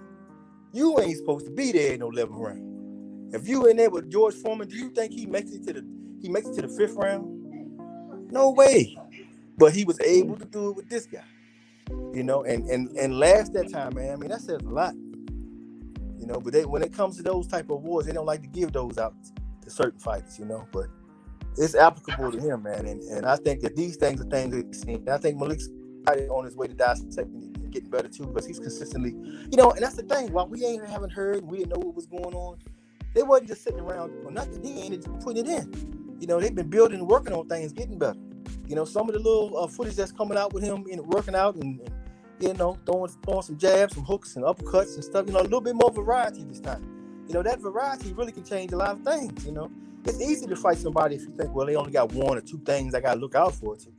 that's no problem. You can work around that. But if I hit you 1, 2, 3, 4, 5, 6, oh hell, what are you gonna bring it to me next? That's automatically is gonna make you do better, because your opponent's not gonna be able to just guess you and just fall back comfortable. He really gonna have to put some effort in to really decode what you're doing, counterpunch you, or however you want to return fire, and it's got to be accurate, because it ain't consistent with what you're going to do next. And if he don't know that, he can run right into something just as magical and be out and not wake up. Yep. Oh man. So we got Shakur. So okay, well, hey, I ain't get to get your thoughts. What you think on the Shakur Stevenson fight coming up Friday? Oh, he fight this Friday? Yeah, he fight Friday. Oh man, yeah, I love to see Shakur Stevenson fight, man. I look forward to that. No matter who he fight, man, that guy's a work in progress. And all this praise that everybody's giving to Bud Crawford, that I really don't understand and really don't validate, in my opinion, I can see this young dude right here being able to attain all that. Oh yeah. So earlier in our discussion, we said, what did Shakur do after this fight? And because the guy, he supposed to be fighting the guy that Valdez fought. When Valdez tested positive and the WBC still let him fight. And it was discrepancies on if Valdez really won the fight. Yeah, I remember that fight, the guy you talking about. I remember that because he wasn't supposed to, and they let him fight anyway. Right. That's who we fighting. So we came up with a theory: if Shakur wins Friday and moves up to 35, if he wins Friday, fights another fight at 30, and then by the time that happens, the winner of Devin Haney and Convulsive would have been a fight. If Devin Haney wins, he can be fighting Lomachenko, and then he called out Devin Haney at 35, and at 35 can be undisputed champion in one fight.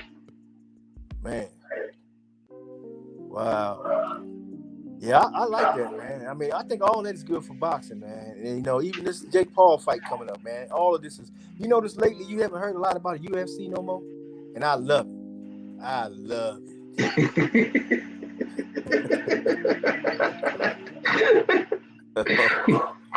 Hey, no more about that grabbing, hugging, and falling down type shit. I ain't got time for that shit, man. Fucking holding, grabbing on me, man. Get the fuck off me.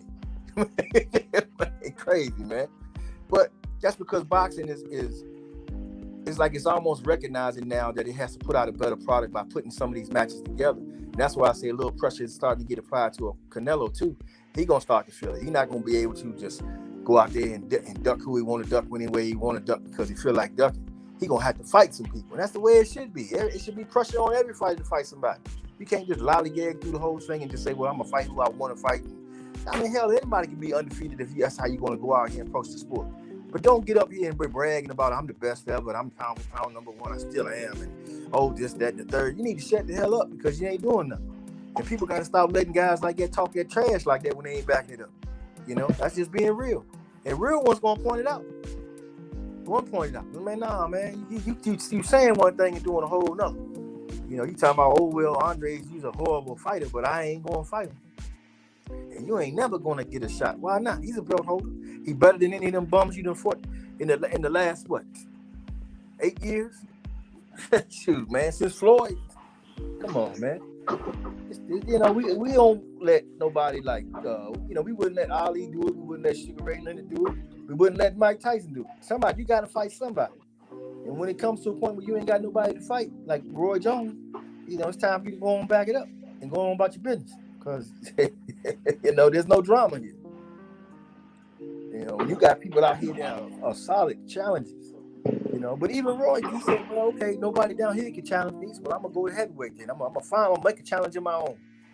And it was a valid one. And then he went up there and he was able to accomplish it. But this madness about, I guess he just figured, like, I'll pick Bivol because Bivol's another European fighter and, I done beat all the others. So, but it ain't work out that way.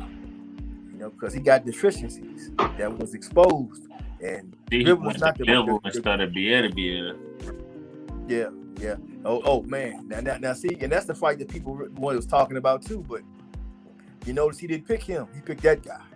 You know, because that's a guy that can go toe to toe with him, that'll trade with him, that can take and give as good as he get, and he know that going in. So he ain't so ready to jump in there.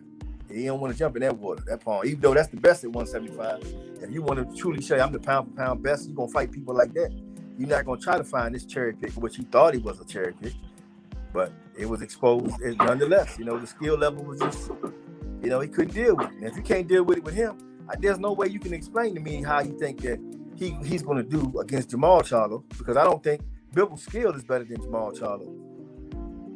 So if the skill itself can shine and show that it was enough to beat you and beat you rather handily, I mean, I don't know, and I don't think that Bivol punches as hard as Jamal does. So when you put the two together, that tells you right there that you can't laugh on these guys or nothing like that, man. Maybe it's a situation where Jamal got to jump up and fight Bivol. And say, you know, let us get in there. And you go on there and you mop Bivol's ass, and how you gonna stick holler about who did you fight and what did you do? Well, I beat a motherfucker that beat you. And won't you get your punk ass in there so I can whoop your ass too and put an end to your shit? See? Now he in the corner, he gotta do something, see? That's where he need to be.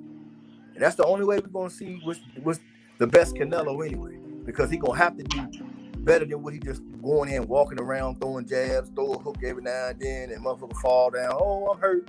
You know, when a motherfucker really in there, and you know he ain't in here to lay down, and you got to deal with this motherfucker. That's what we want to see. Now you can show us what you got, because you get in there with these guys that's gonna fall down as soon as you give them a little adversity. Ain't nothing impressive about that. You know, a grown man can go to the middle school and run the gamut through the halls, knocking people out, but that ain't impressive to nobody. Right. You feel me? Yeah, and he better beat the dog shit out of Triple G. This fight can't be close to me. It can't be close. It shouldn't be close. Look at Triple G. Triple G like somebody's grandfather.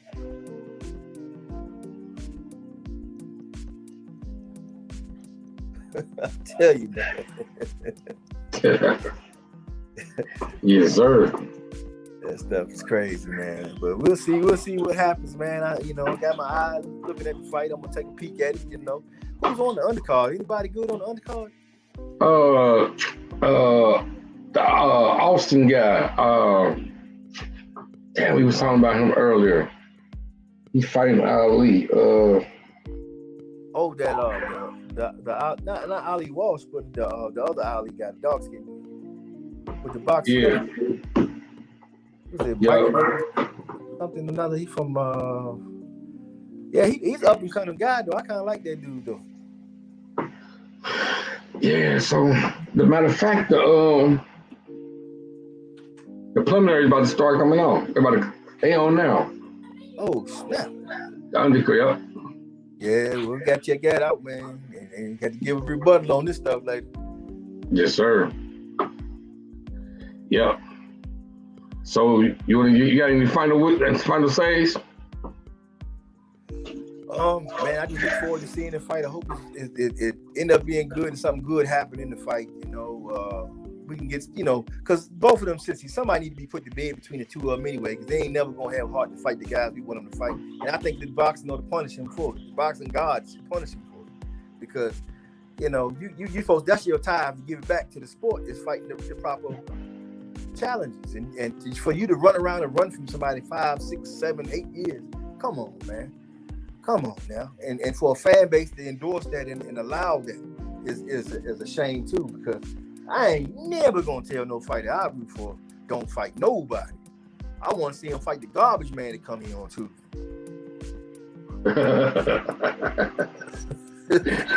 Yes, sir. Yes, sir. He's still talking about Canelo. Yeah. Hey, man. Hey, and a lot of people still don't remember that he vacated his WBC in order not to fight Triple G at first too. Before they even fought, he vacated that belt when he was still with Oscar, and that's how Triple G became champion. Yep.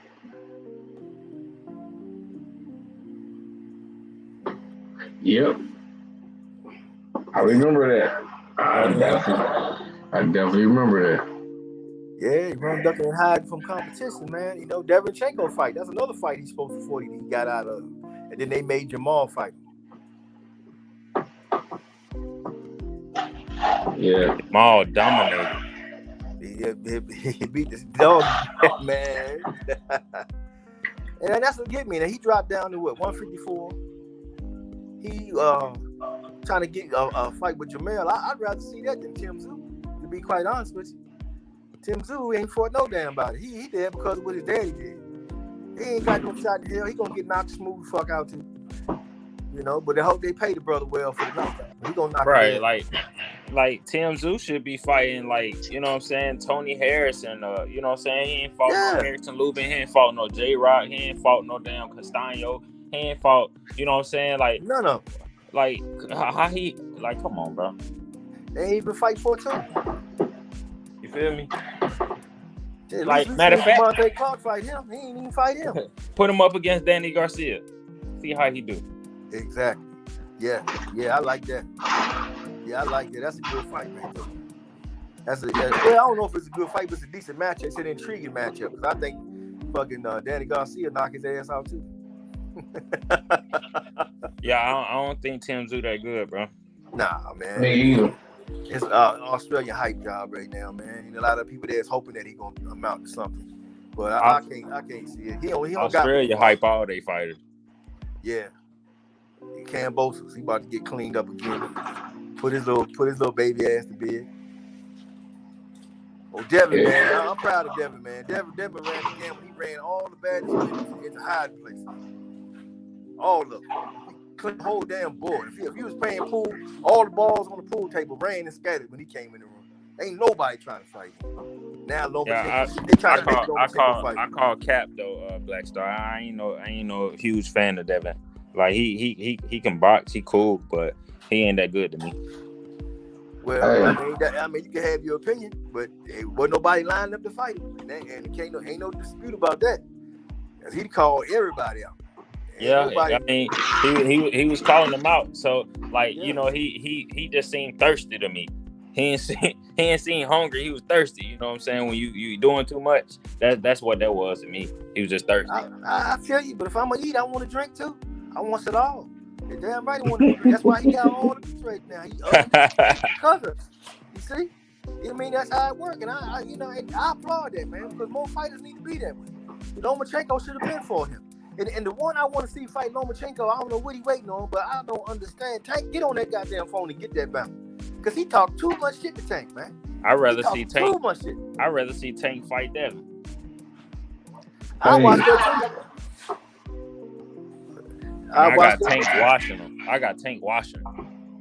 You think Tank washing? Well, you know, hey, that's why we got to see that. Hey, you know. Did y'all hear the interview with Bill Haney goes off calling Tank out yesterday?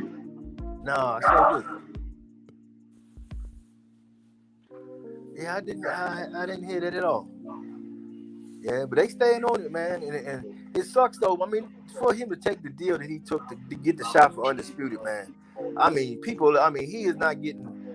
He deserves so much more respect and adoration for that because, I mean, he sold out everything to achieve that, and it was his time and it was his blessing that he achieved that thing, man. I'm happy for him for doing that. Because that thing really needed to happen, man. These guys really just had these black fighters sitting over here waiting for opportunities. They're forcing other fighters to fight guys like Tim Tszyu, who ain't fought nobody. And what he had, 14 fights, something like that. They always get a quick opportunity real fast. Well, you like Errol Spence, them 20-something fights before they get a shot. Hey, they're getting it before they even hit 20. Come on, man. Enough of that, man. You feel me? You know what's crazy though, Black Star, is people criticize Tank, but they give Canelo all the praise for going up a weight class to challenge a champion, but don't give Tank half the credit for going up and knocking out Barrios. Exactly. And Barrios was a better fighter than anybody Canelo stepped up to fight because, contrary to popular opinion, I mean, Barrios he was a champion and he won his championship in devastating fashion. He knocked the motherfucker smooth out. Oh, that was cold too. Yeah. And people looking at him like he He's not a decent fighter. Mario Barrios is good. He got a good damn trainer. Shit, he got the. I mean, man, a lot of people were sleeping on that, but I knew when Tank fought him, I said that's a good challenging fight right there. And Tank, I mean, he going up to weight divisions with guys much bigger than him. Right. That was a good ass fight too, bro. That was a good ass fight. Yeah, that was real good. That was a solid win. And they tried to discredit him and everything, but man, you know, when that dude is done fighting, Mario Barrios is going to win a belt again at some point. Mm-hmm. You know, I don't know who is going to be that he gets at that time, because there's a lot of smoke around him. You know, so you know, but he's the guy you got to look out for. And if somebody beat him, man, you got to give him a thumbs up on it, because it ain't just anybody he beat. The dude is an excellent fighter, got great power, and, you know, overall got a little athleticism to him. You know, you're not just gonna go in there and just elementary fight him. You got to get in there and dig into it and bring something together and really do it. Yeah, he can box for real too. He a decent boxer.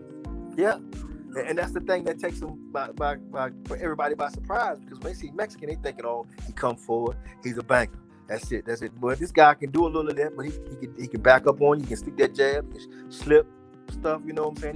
He look at it, like I say, athleticism. You know, it wasn't easy for Tank to get him, but when Tank got him, he got him. You know, but that's the thing I love about Tank, though. Tank figures things out in the ring himself. You know, he'll see something in the middle of a round and catch you with it at that round, man. I mean, some of them knockouts he catching with ain't just pure luck. He's setting it up, and then when he go for it, he let it go. It's right there on the money. I mean, that's something better than I'm just throwing wild punches in one lane, I knock somebody out. Well, okay, that's truly lucky. But if I'm seeing you doing one thing, you dropping your left hand, and I'm saying, okay, well, I'm gonna do that. I'm gonna shoot this hook out there, pow, and catch you right on the money. Hey, there you go. You know, he did it to Leo Santa Cruz. It was beautiful. I mean, that uppercut came in, pow, good. Like somebody shot him. I mean, I really felt bad. I said, man, this dude ain't gonna get up. You know, I mean, there's kudos to that, man. It was more than just the power and everything. It's the way he caught him and how he caught him and where he caught him when he hit him, with the precision of the punch, man. I mean, to knock somebody out to stay down that long. I mean, you hit the sweet spot. Hey, that man was smiling in his sleep, Black Star. He said, my mommy, I want my mommy. He said, mommy, bring me some hot chocolate. I said, but he was out, man. You know, but I'm glad he got back up and everything. But you got to give credit to Tank for that, man. And that's something Tank has shown in the last few fights. And I like it, because he'll go in a fight and the opponent will present some issues. He'll survive the challenges. Maybe his height, his reach is something he got to overcome. You'll see him struggle with it for a little bit. And also, next thing you know, he start catching. He start getting. He get closer. He get comfortable. Next thing you know, bang! Oh man, Tank got his ass out of it. And that's what it's all about: decoding your opponent and breaking them down, and realizing, okay, this is what I can do to gain momentum on him. If I keep hitting here, then go here. Now I confuse him. Now I got him here. Then you catch him with a nice shot, and he go out. Hey man, what more can you accomplish in a boxing ring?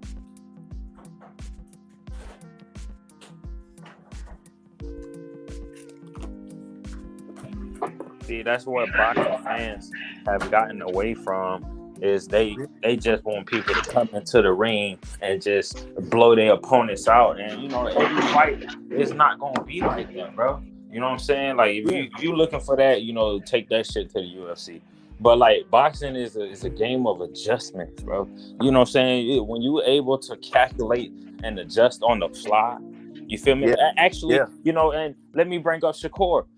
I feel like Shakur wouldn't be as great as a boxer he is if he didn't have those calculations to make those adjustments in ring on the fly. That's what makes him so great. So why can't we give Tank that same credit?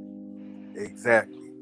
I agree with you 1,000% on that, man. And people don't acknowledge his boxing IQ at all, man. They act like he just goes in there, he comes forward and he knocks people out. No, he's not basic like that. Bro, I swear to God, I was just talking to Basement about this, bro.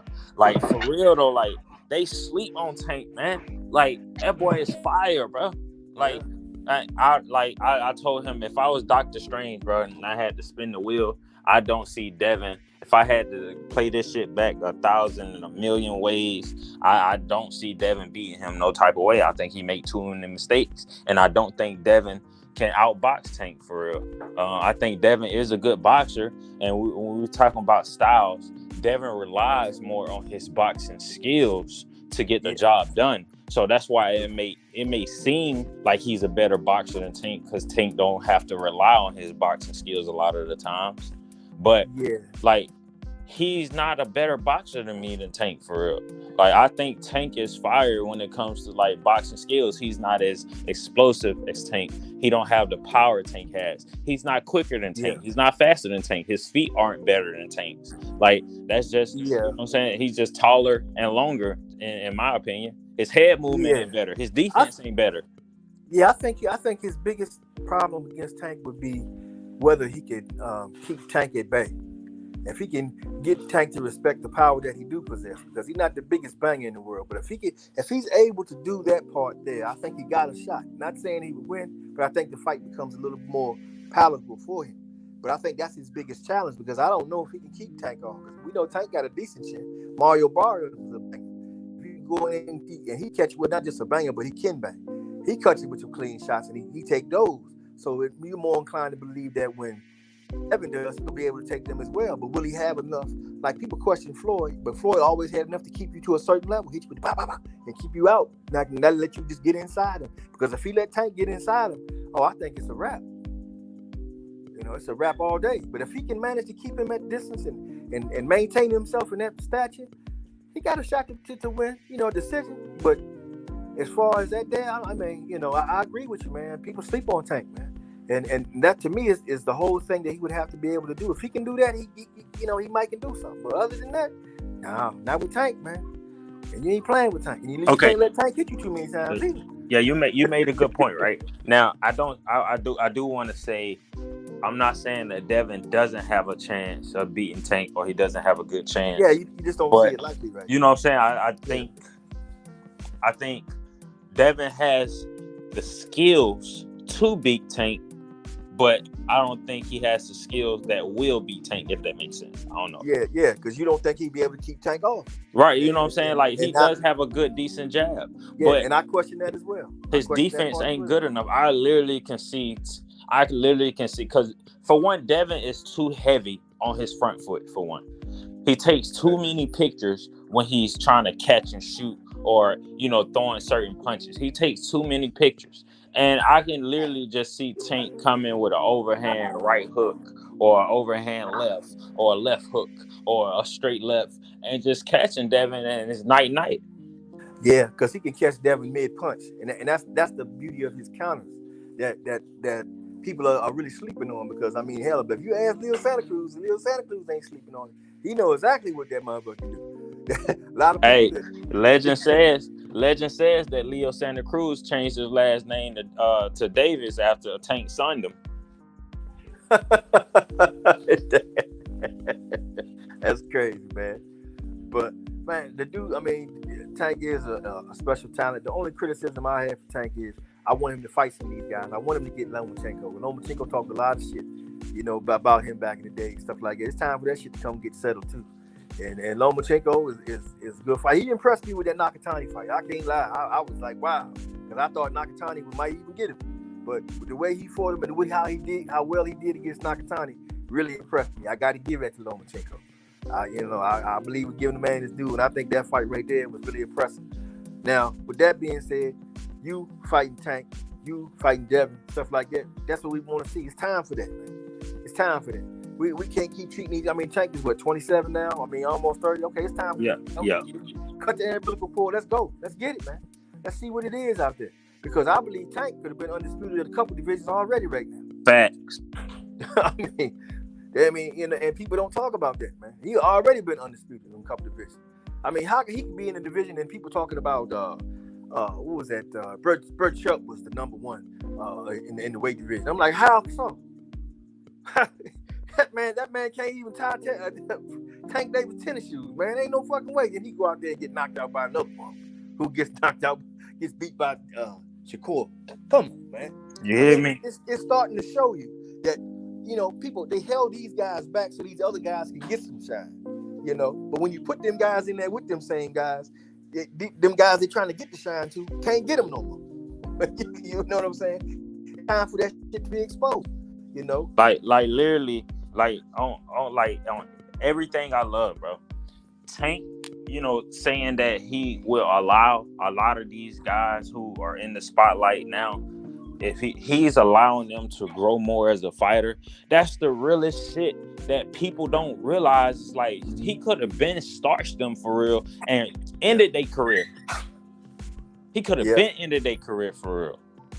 You know what I mean? But him being, as real as he is, I'm willing to allow him to grow more as a fighter before we even think about fighting for real, because he's not ready. But them was one. Then another guy, Gary Russell, man. I mean, I know Gary Russell getting a little bit up there, but he deserved that rematch with Lomachenko too. And people need to start giving credence to that thing too, because they stole the belt from that man. they stole the belt from him. They had to steal it to get it away from Gary Russell. And people were acting like he just washed Gary, and that was actually a closer fight than people think. You know what I mean? And Gary's a total different fighter now. How do you take the belt from a champion who fighting you with one arm and you can't clearly outshine him? He go tit for tat with you with one arm, and people talking about you the champ, you beat the champ. Get the hell. Exactly. Bro, I swear to God, Black Star, I say this all the time. If Tank beat Pitbull Cruz, then Gary beat Masaigo. Like, it just makes sense to me. Like, that was an easy win for Gary to me with one hand. Like, exactly. I'm seeing him tripling up his left hands. Like, literally, he catching angles. Popping them with left hands. There's no way Masaigo won that. Ain't no way, man. Because, I mean, just think about the skill, the level of the skill that was showed in there. I mean, he showed himself to be a couple levels above him. I mean, anytime that you're not even setting it up with a jab, but you know with the punch that's coming, you see him, and you still can't stop it, and you still getting caught.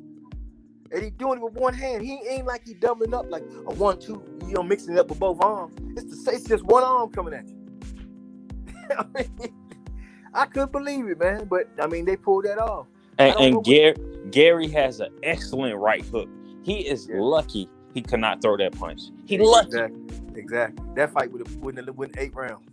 I don't think it would have went 8 rounds because he was doing some real good work with the one hand. Yeah, and that's an excellent point, man. But even like right now, okay, he don't have a belt right now. Okay, no problem. That's still a hell of a fight for anybody that want to jump on there and get there and put something on their resume that's meaningful.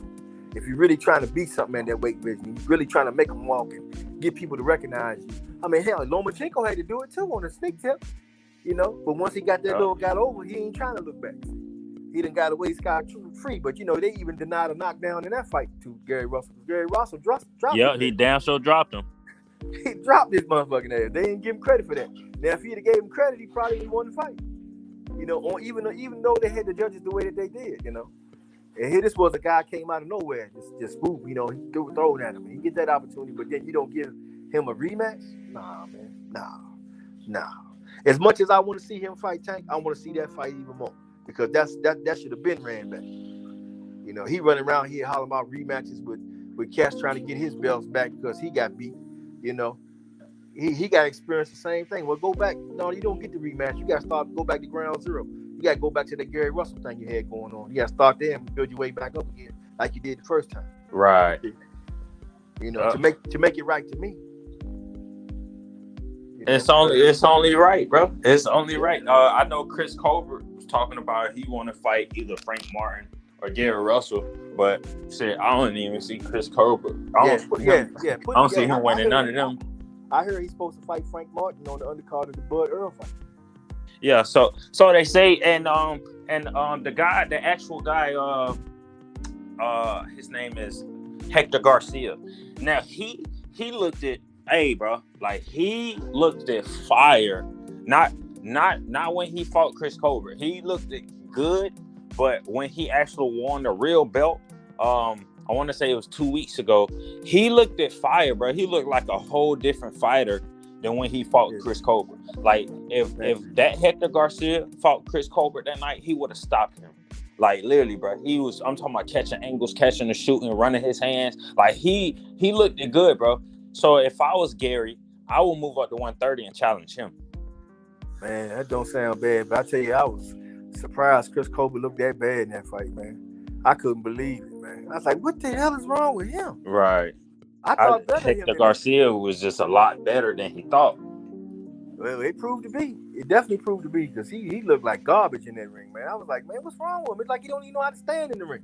And, It's like he lost everything. And it was obvious that Hector Garcia didn't look as good as he was either. Because when I seen him a couple weeks ago, I was like, bro, there's no way this the same dude, bro. Like, this is no way this is the same dude. Because this dude would have destroyed Chris Colbert. Hey, but I do want to see that Frank Martin, though. If we put him in there with Frank Martin, I mean, I add to it, man. But, you know, I'm glad that fight is happening, man, finally, because it been needed to happen. Because for me, I'm upset with it because it should have been happening, in my opinion. And it stunted the growth for both fighters because they could have had this great trilogy and went on to other things, too. Because, I you know, a few years back, man, I was, you know, just shooting shit with some guys at work, like back 2016 or so, man. I was just saying, man, I said, you know, maybe one day, you know, I could see Earl Spence and Canelo going at it. It's a big fight, right? And that's kind of like my little prophecy for the future. And I still see that. I think that very well could happen, but fights like this got to happen before we get to that one, you know, before these guys get too old. So that's what I'm hoping to all plays through, because that would be nice. Because if he can get this out, and he always said if he get undisputed, he wants to move up. Okay, that's cool. He can move up 54. Jamel done already wrecked that, got everything. He can move up. So that even, you know, everything that them guys doing, how they've been working together from day one, their plans can evolve to the next level. See, it's levels still to go for these guys that they looking to accomplish. Where name another fight like Canelo doesn't have that bigger upside, because we know Canelo ain't gonna fight with yay many people in the future. So you can't get excited about him moving forward. Oh, I can't wait to see this and see that, because you know he ain't fighting 5 people off the top of your chain. You know them fights ain't happening. So he done took off the best out the top. So there ain't nothing to look for. But when you come to Earl Spence, it's like it's so many ways he can go and so many great fighters he can get in. He could come across with in the ring, where it would be add so much to the future of boxing moving forward, where it's exciting to you. Because, man, I like to see that. I like to see that. I like to see this. I like to see that. That's great. But you don't have that for Canelo and them guys like that, man. You know? And he's clogging up certain things. Canelo did at 168, stuff like that, opportunities that Jamal can be getting. You know? I'll tell you another fight I want to see, though, Black Star, right quick, is the winner of Frank Martin, Chris Colbert. I want the winner to go against Keyshawn Davis. Woo! Oh, man. You think Keyshawn ready for that step, huh? Hold on. Frank Martin, who? The winner of Frank Martin, Chris Colbert versus Keyshawn Davis. Hey, listen, why is Chris Colbert doing that to himself? Hey, if he think he can do it. Hey, man, listen. See, that's what I'm saying. See, this is what I'm saying. This is the difference. Frank Martin is a knockout artist. Yeah. Chris Colbert's last performance was what? Garbage. So why would he step up and fight a guy of Frank Martin's stature, and knowing he's a knockout artist, and he all his fights he won by knockout? Yeah. See, he got embarrassed and he think that he can redeem himself if he can do something in them fights. But he's too cocky to even acknowledge to himself that, you know, hey man, that might not be in my best interest. I might need to work on some things before I get to that level yet. And go about it easy. He'd rather be cocky and step out there. Well, it's a price to pay when you do that, and he about to pay it. All right, so then you do that, and then you okay, say for instance you get stopped again. Yeah. Instead of maybe taking it's what they call tune-up fight. I mean, I wouldn't go in there and call a tune-up fight with a guy who's won every fight with by knockout. Exactly. I wouldn't call that a tune-up fight. Right. He need to get a couple tune-ups after that, because I know his confidence got to be shattered, even though he's trying to play like he's very confident. But, you know, deep inside, man, you know, men, you know, we a lot of times we ain't going to admit something, but, you know, we same time, damn, you kind of got it, man. Hey, man, they said the ego goeth before the fall. There you go. And he sure as hell failed.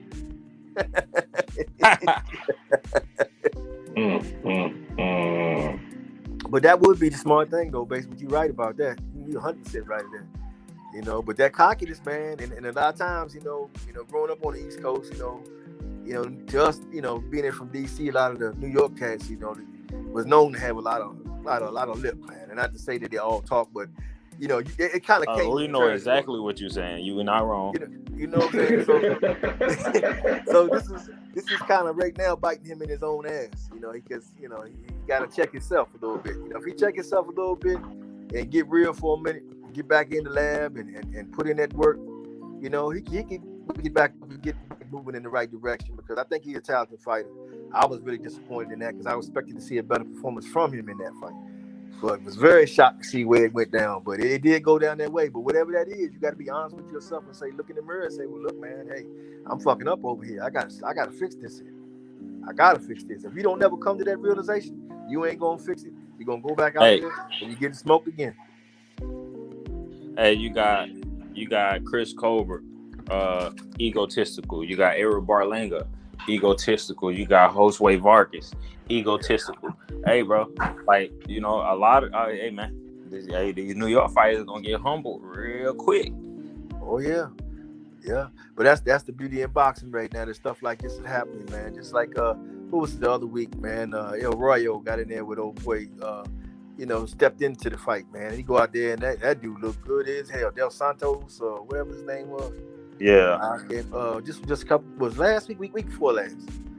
I mean, he did it. That was an excellent performance, man. I was really impressed with that dude, man. I was like, damn, man. You know, that dude had skills, then he had power. He put the cherry on top. And, man, you need to throne him. So hey, man. But all that stuff is good for boxing, man. Even this stuff coming up with Jake Paul right now, man. Jake Paul got to get commended, man, because he's done a lot too to boost up the profile of boxing too. Even by he doing these little exhibitions, because that's really what it is. They ain't real fights, but a lot of people looking at it as real fight. It's exhibitions, but it's giving the attention. It's giving guys, Anderson Silva, UFC guys, a chance to make some real money, you know. And it's taking the luster from the UFC by doing it. You know, I don't know what's going to happen in the fight, you know, because I don't know enough about Anderson Silva to really judge his boxing. So we'll see what happens there. But I like what Jake Paul has done with that and everything, and it helped take the attention off of UFC and bring it back to boxing. He has played a role in that, and he should be commended for that. You know, the only thing I have with him is he need to put me on one of them damn cards and cut me one of them motherfucking checks.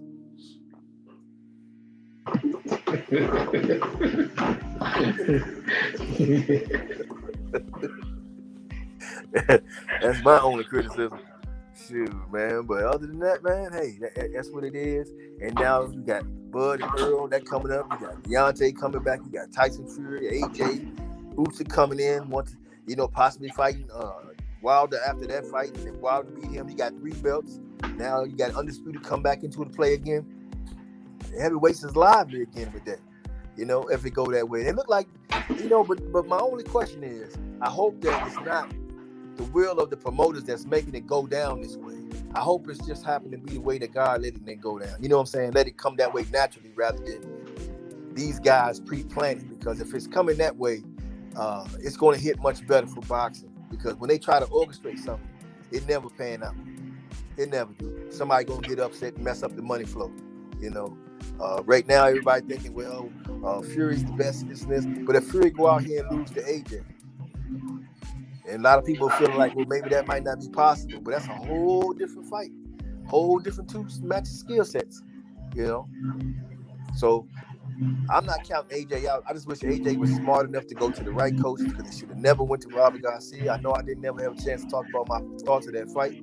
But to me, his corner telling him every round that you was doing fine and you was okay and you don't keep doing what you're doing was telling him the wrong shit. He needed a guy in the corner that was going to give it to him straight. His ass should have called Derek James. He called the wrong damn trainer. Derek James would have been in that head. He would have had him right. I don't know what the hell he was thinking, but hey, when he lost that fight, that was his own damn fault. When he picked the wrong trainer, that was different. That was it. But Robert Garcia got him in the direction of where he should have fought him. But he didn't sustain it, man. And by keep telling him, man, you're doing fine. That just spoiled him. Where you get a guy like Derek James, and we see him with Gerald. You gotta do this. You're giving him the fight. He was telling it to him straight. And then when Jamel had a chance, after looking at that first fight with Castano, and really had a chance to weigh it in and realize, damn, I didn't listen. The second fight, he did nothing but. And I tell you one thing, Jamel made me so proud of that, man, because people look at him as a wild dude and all this stuff like that, but he got himself disciplined and was focused, and he was razor sharp. You know the thing. He changed the whole. Yeah, go ahead, bro. No, I was about to say, the thing is about that Black Star is, Charlo brother, they they're my favorite fighters, but I kind of shied away a little bit from Jamel after he left Ronnie Shields, because I thought he was a better fighter with Ronnie Shields. It's because he put the discipline first. Like, when we was talking about the Charlo twins, we was talking about the best jabs in boxing. We was talking about, solid, fundamental. And, they was even saying that Jamel was obviously the better boxer of the two. I couldn't say that once Jamel went with, Derrick James, because that's where the wild stuff and loading up on shots, trying to be a knockout artist came from. When he was with Ronnie Shields, the knockout just came to him because of the boxing skills. If I feel now, and that's no knock to Derrick James, because he got them boys in shape, tip top. Oh shape. yeah, no doubt. Feel me? I see, and that's a great point. But it seemed like to me, for him, like, because like I said, people were saying that he was a hot head, he wasn't disciplined, and to be there to be with Shields, Ronnie Shields, you got to be more disciplined. Whereas Derrick James, you don't have to be. You can be more aggressive. Right. And he wanted to highlight that a little more. I think that was behind the decision. I don't think it was picking one trainer as better than the other, because they both are excellent. You can't go wrong definitely. Either way you go, you can't go wrong. But I just think for him personally, where he is now, and then you got to factor in the fact that they're getting a little older, so they don't want to be as agile. They want to, get flat-footed a little bit more, and depending on that more as you move forward. So at that stage, you look at Bud doing that now himself. Bud ain't been as flat-footed as he just in his earlier career as he is now. He just got to a point in his career where this is where he got to make an adjustment, and he's making that. And I think at that time it's good for him, and that is a good opinion that you said, man. You did on with that. But to me, I always thought that was the reason why. I have no doubt in my mind about that. I just, I think I favor him with Ronnie Shields a little bit more, because I just look back on Jamel's career, and I feel like if he fought how he fights some of these fights for real, without the consistency, if he fights Castaño too, that type of style every time, nobody's beating him. If he fights how he fought Jason Rosario every time, nobody beats him for real. Now, if he fights how he fought Tony Harrison or Castaño the first time, he wouldn't have beat Gabe Rosado that early in his career. He wouldn't have beat Mario Rosen that early in his career for real. He would have lost against John Jackson. You know what I'm saying? So I just think, the consistency that and the discipline that Ronnie Shields brought to his career, that was my favorite of it. And, that's why I think, Jamal is successful at winning his fights as well, because of the consistency and the discipline. No matter, even when Jamal was fighting Korobov could have beat anybody that night, but guess what? He stayed disciplined. He stayed on the game plan, and he toughed it out. He won. Yeah, I see what you're saying, but to me, I differed a little bit. I thought Jamal was the better boxer of the two. I feel like he had to rely on it more than Jamel did, even though he got good power. But I thought Jamel's power kind of stood out a little more in with his attributes. So okay, I see what you're saying. He could kind of go that way, but Jamal, like you say, man, I mean, he's a great boxer as well, man, and Ronnie's to be praised for that stuff, man.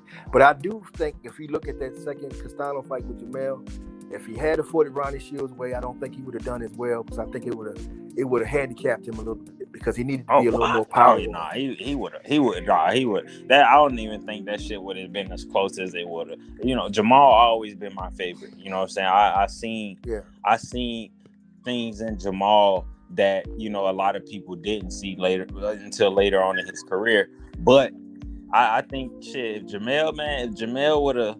Hey man, I think that's what got it done in the Castaño fight. Like, you know what I'm saying? Like, him relying more on his boxing skills instead of loading up. I think that's what got the second Castaño fight. That's what won it. He ended up getting him up out of there because the knockout came instead of looking for it early on. Okay. But that's the point I was trying to make, is like, if he rely on his boxing, the knockout is going to come. Same thing with Jason Rosario. if he would have been in there loading up against Jason Rosario, he probably would have got him up out of there early for real. You know, Jason Rosario would have caught him. Yeah, I see what you're saying there. I always differed in it, in my opinion, on it though. But I see what you're saying, and it makes sense. But I always thought from the first fight with Castano, he was not being as aggressive as he needed to be, and because of that, he was handicapping himself. I think this one, by stepping up and standing strong and really being in there and really being a staple that just, you know, this is my feet is right here, this is where I'm at, and I'm just gonna beat your motherfucking ass from where I stand. that kind of, you know, it kind of superseded it, because you could see Castano looking at someone like, shit, man, what do I do? I mean, he was lost. See, I thought the first fight he was just he was moving too much, and not necessarily boxing, but I thought he was moving too much because he was looking for a big punch. You know what I'm saying, rather than boxing. Yeah, he looking for a single shot. So he was kind of mixed up in his approach, because he wanted to box, but then he wanted to overload up with that one big wham. Instead of just, like you say, just lay back and relax and just do what you do and let it come. You know, which would have been beneficial. And then, well, the second fight, man, he looked so comfortable in there. I mean, and it's not like Castano wasn't still trying to put pressure, and he wasn't strong, and you know, I mean, because, you know, Castano got his own set of problems that he presented. You know, he was there representing, but it just wasn't enough, because everything he tried to do, Jamel had whatever it was needed to answer. And he just kept answering, and he wouldn't stop answering. And you see a fighter like that, who was praised for being a warrior and going out there and everything like that, kind of looked bewildered, like, damn, I don't even know what to do out here. I'm out here and I can't even swim. Hey, I got a lot of respect for Castano, because he nice for real, you know what I'm saying? And I like that, you know what I mean? I like, you know, how he fight for real, and that's why I think, you know, Tim Tszyu shouldn't just be able to just jump up and, you know, get a title shot. He should be going through him.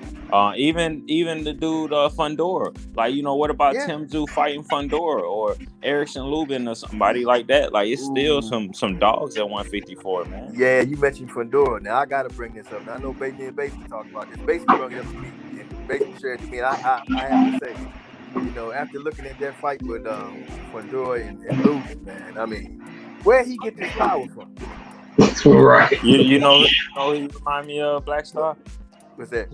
To me, he is a Mexican version of Paul Williams. Oh, because he getting tall and lanky and everything like that. Yep. Tall, lanky, stronger than expected. And you know what I respect about Fundora too, though, is people don't see his boxing IQ. And I harp on this a lot, is because you know they say ego go before the fall, and a lot of boxers will get hurt and go out on their shield before, like, you know, tying up or taking a knee. Fundora got hurt by Lubin, took a knee, came back, you know what I'm saying, just to get his breath, get his thoughts together, listen to his corner. He came back and got him up out of there. Yeah, he did that, man. And that you is gotta smart. Acknowledge that. But my only question was, where did this power come from? We've seen this guy fight Javante Clark, and he couldn't come nowhere close to put that type of damage. That is the only thing I question with him. Now, all that other stuff you said, I co-sign everything else, because you was absolutely right, man. And that was impressive to get dropped like that, regain your composure, get back up, continue throughout the end, and able to finish it. I mean, that's great, but my question is, how the hell did you still have punching power that late in the fight? You never showed this before in any fight before. Right. It's either one or two things. Hey, either my man's loaded his gloves, or two, this is what I think.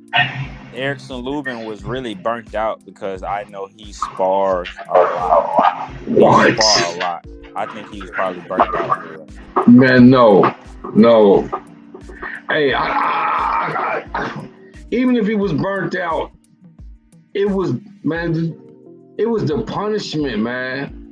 The punishment he took from these blows, like, that's why. Well, yeah, Basement, I get that. Well, when I'm saying burnt out in the sense of, why would you fight that type of fight? I've never seen Lubin fight like that. So it was like, burnt out in the sense of, if you think about it, Lubin wasn't thinking. He was just in there scrapping. Just, oh, I'm a dog. I'm about to fight you. I'm about to fight fire with fire. And that was the dumbest thing ever. I mean, yeah, Kevin. I mean, his corner gave him the right instruction, but he just ain't following. Kevin Cunningham told him to get in and kept spinning the man, but he stayed in and he wanted to fight Fedor's fight. But man, my thing about that, I mean,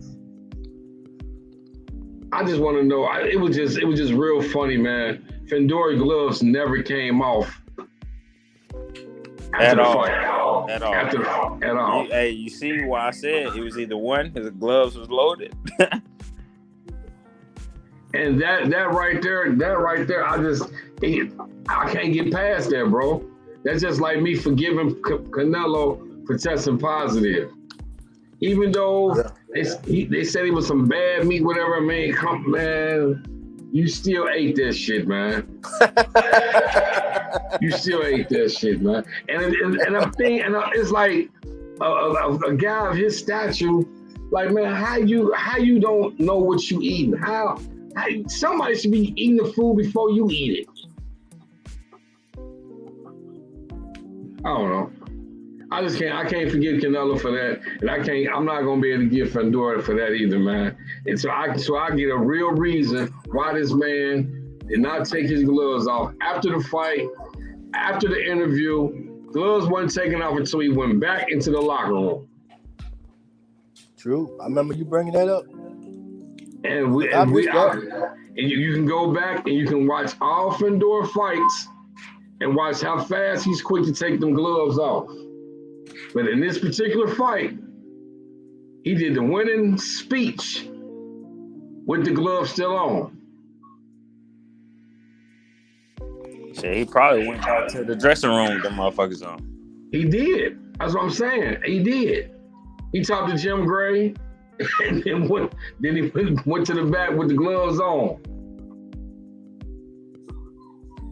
Now, if anybody think I'm lying, they can look that up. Well, you see, that's the first thing I said. It was either one, my man's gloves is loaded, or two, Harrison Lubin was burnt out. Just wrong game plan. Yeah. He definitely had the wrong game plan. He didn't listen to the instructions. I think he got comfortable after the Rosario fight. Yeah. And I was thinking maybe for Fedor, he thought he was gonna really be able to just really out-bully that man, because I didn't understand why he was fighting the fight like that. We only count down for Triple G. And the preliminary, the undercard already is over with. Undercard will be starting in the next hour. Yeah. Oh, okay. We're getting ready to get to it then. I'm about to go ahead and get ready, y'all. I'm gonna holler at y'all, man. Okay. Good chopping it up with y'all fellas, man. Hey, appreciate you coming through, bro. Already, my dog. Already. All right, Black Star, hold it down. Hey, we respect, bro. Appreciate you coming through, man. And chop it up with us, man. For sure. Always a pleasure, bro. What's going on with you, big bro? Yes, sir. I don't know, man. Triple G he one of them guys. He don't never really look too serious until he in the ring and he telling you to punch him. Yeah, but I mean, it's time for Canelo to put an end to that shit. If he don't put an end to that, man, anything other than utter destruction tonight is a damn loss to me. Because he just got beat, he been humiliated. He need to come back out here. He need to come back out here strong. Now, him going out there and trashing Triple G, I mean, I expect it, but I gotta give him respect for that if he do, you know. Because and they say all he can do at this particular time. They said Bivol will fight Romance. What's his name? Romance? Oh, Ramirez. Ramirez, he gonna fight Ramirez. Oh, so they gonna let that fight out? Yeah, they getting down to it. Yeah, man. That's what I'm saying, man. Boxing picking up, man. It's really, I'm liking what's going on, man. We got some stuff happening, man, and the Bud and Earl, man. Come on, man. You know how we feel about that. Oh yeah. I'm so glad that this is finally being in the makings, but we didn't get our wish of Dallas Stadium. Like I said, I figured it was gonna go to Vegas. I figured it was gonna go to Vegas. I figured it was gonna be indoor. It's sad though, because I think that's gonna hurt ticket sales. Because to me, the fan base ain't coming from out there.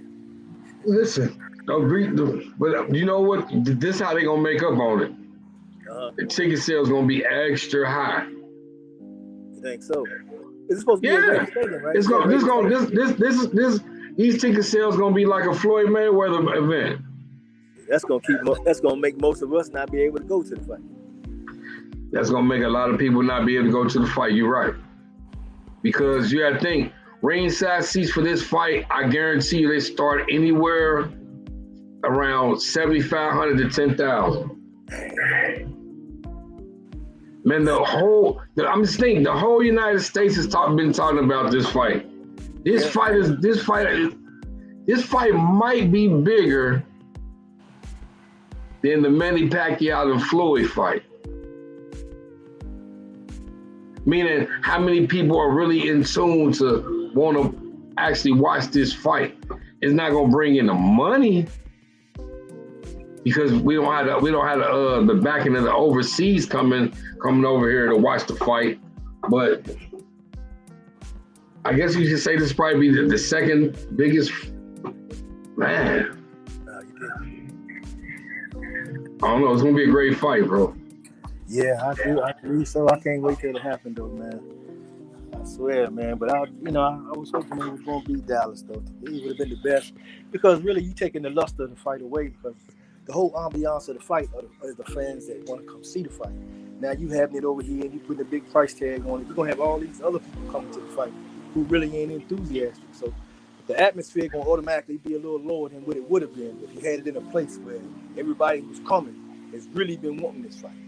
And that's gonna heighten the energy of the fight in the room, man. When you go to certain fights like Rumble in the Jungle, you walk in the arena, you can feel it when you walk in. It's, oh man, something finna go down tonight. You know, that's gonna be tempered a little bit because you're gonna have a lot of casuals in there. People who bought tickets who don't really like either fighter, but just coming to see who get beat.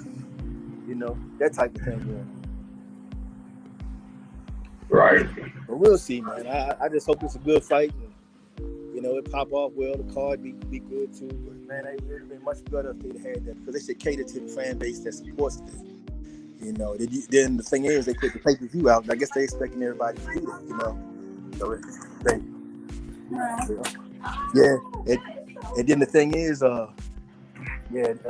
shoot, man, my bad, Pearl. I was just dipped out a little bit, but yeah, man, I'm excited though, man. I've been mad at him, man. I was hoping that they, he the one trying to want to go to Dallas and stuff.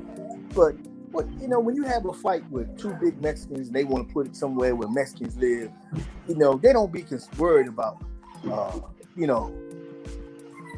stupid stuff about because it don't matter if it's Dallas or Nebraska. Their fan base is their fan base. No way where you go anyway. And then if you have it in Dallas, they was going to generate more money there, I think, than there because you're going to sell way more tickets. I mean, the Raiders Stadium, a quarter full versus Cowboy Stadium, 100% full. You know what I'm saying?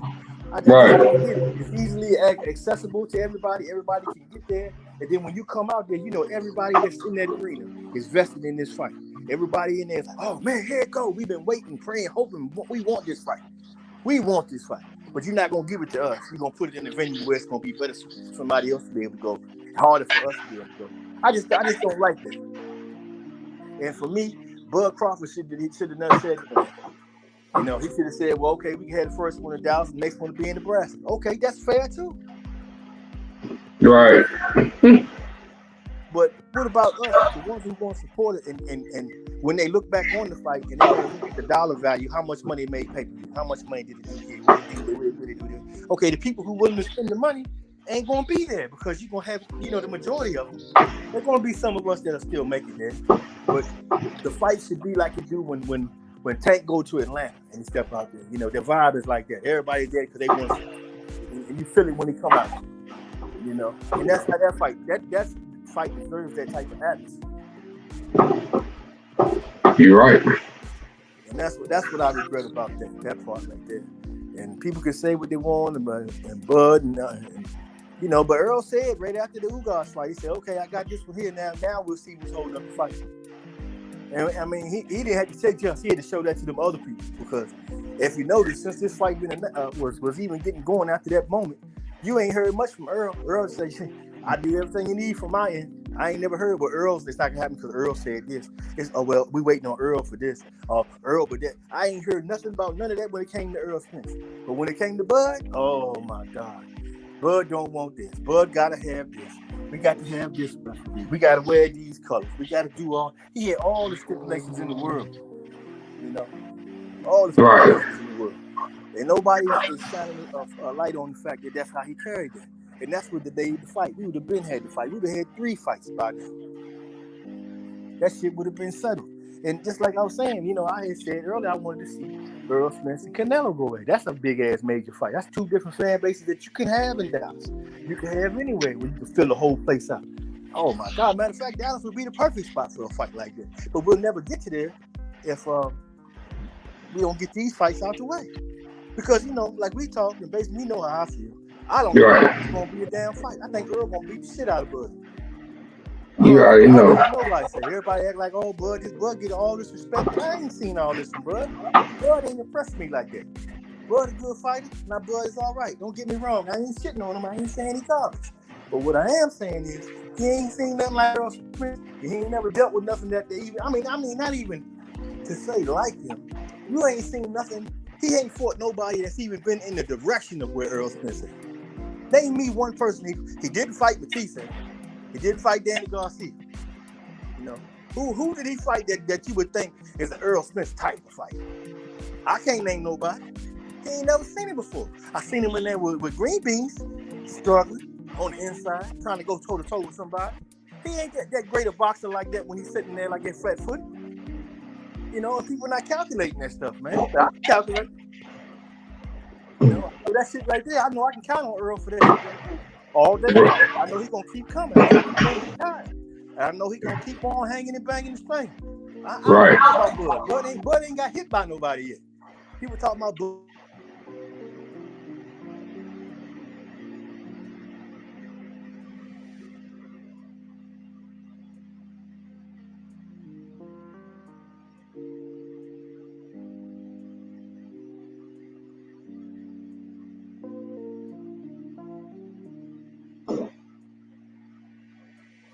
Yo, backstore.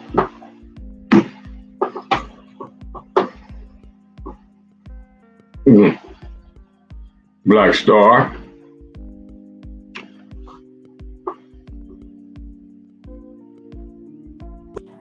Oh, here we go. My bad. I was making sure you're still there. Yeah, I lost the connection. I couldn't hear anything. Yeah, bro. So you ready to watch the fight, my man? Yeah. I guess I think I'm gonna probably run and get something to eat, something to snack on. Yeah, you gotta get those snacks together, man. I understand. I gotta make that dash myself, man. Hitting it on in, and hey, ready for the fights, man. And I guess, man, even later tonight or tomorrow, man, we might jump back on here and chop it up some more. We gotta talk about that. Yeah, we definitely can. Definitely, good brother. Definitely. Yeah, man. And I tell you, man, thanks to everybody that subscribed to my brother's channel. It's Tuning In With Him, man, the best boxing show on YouTube.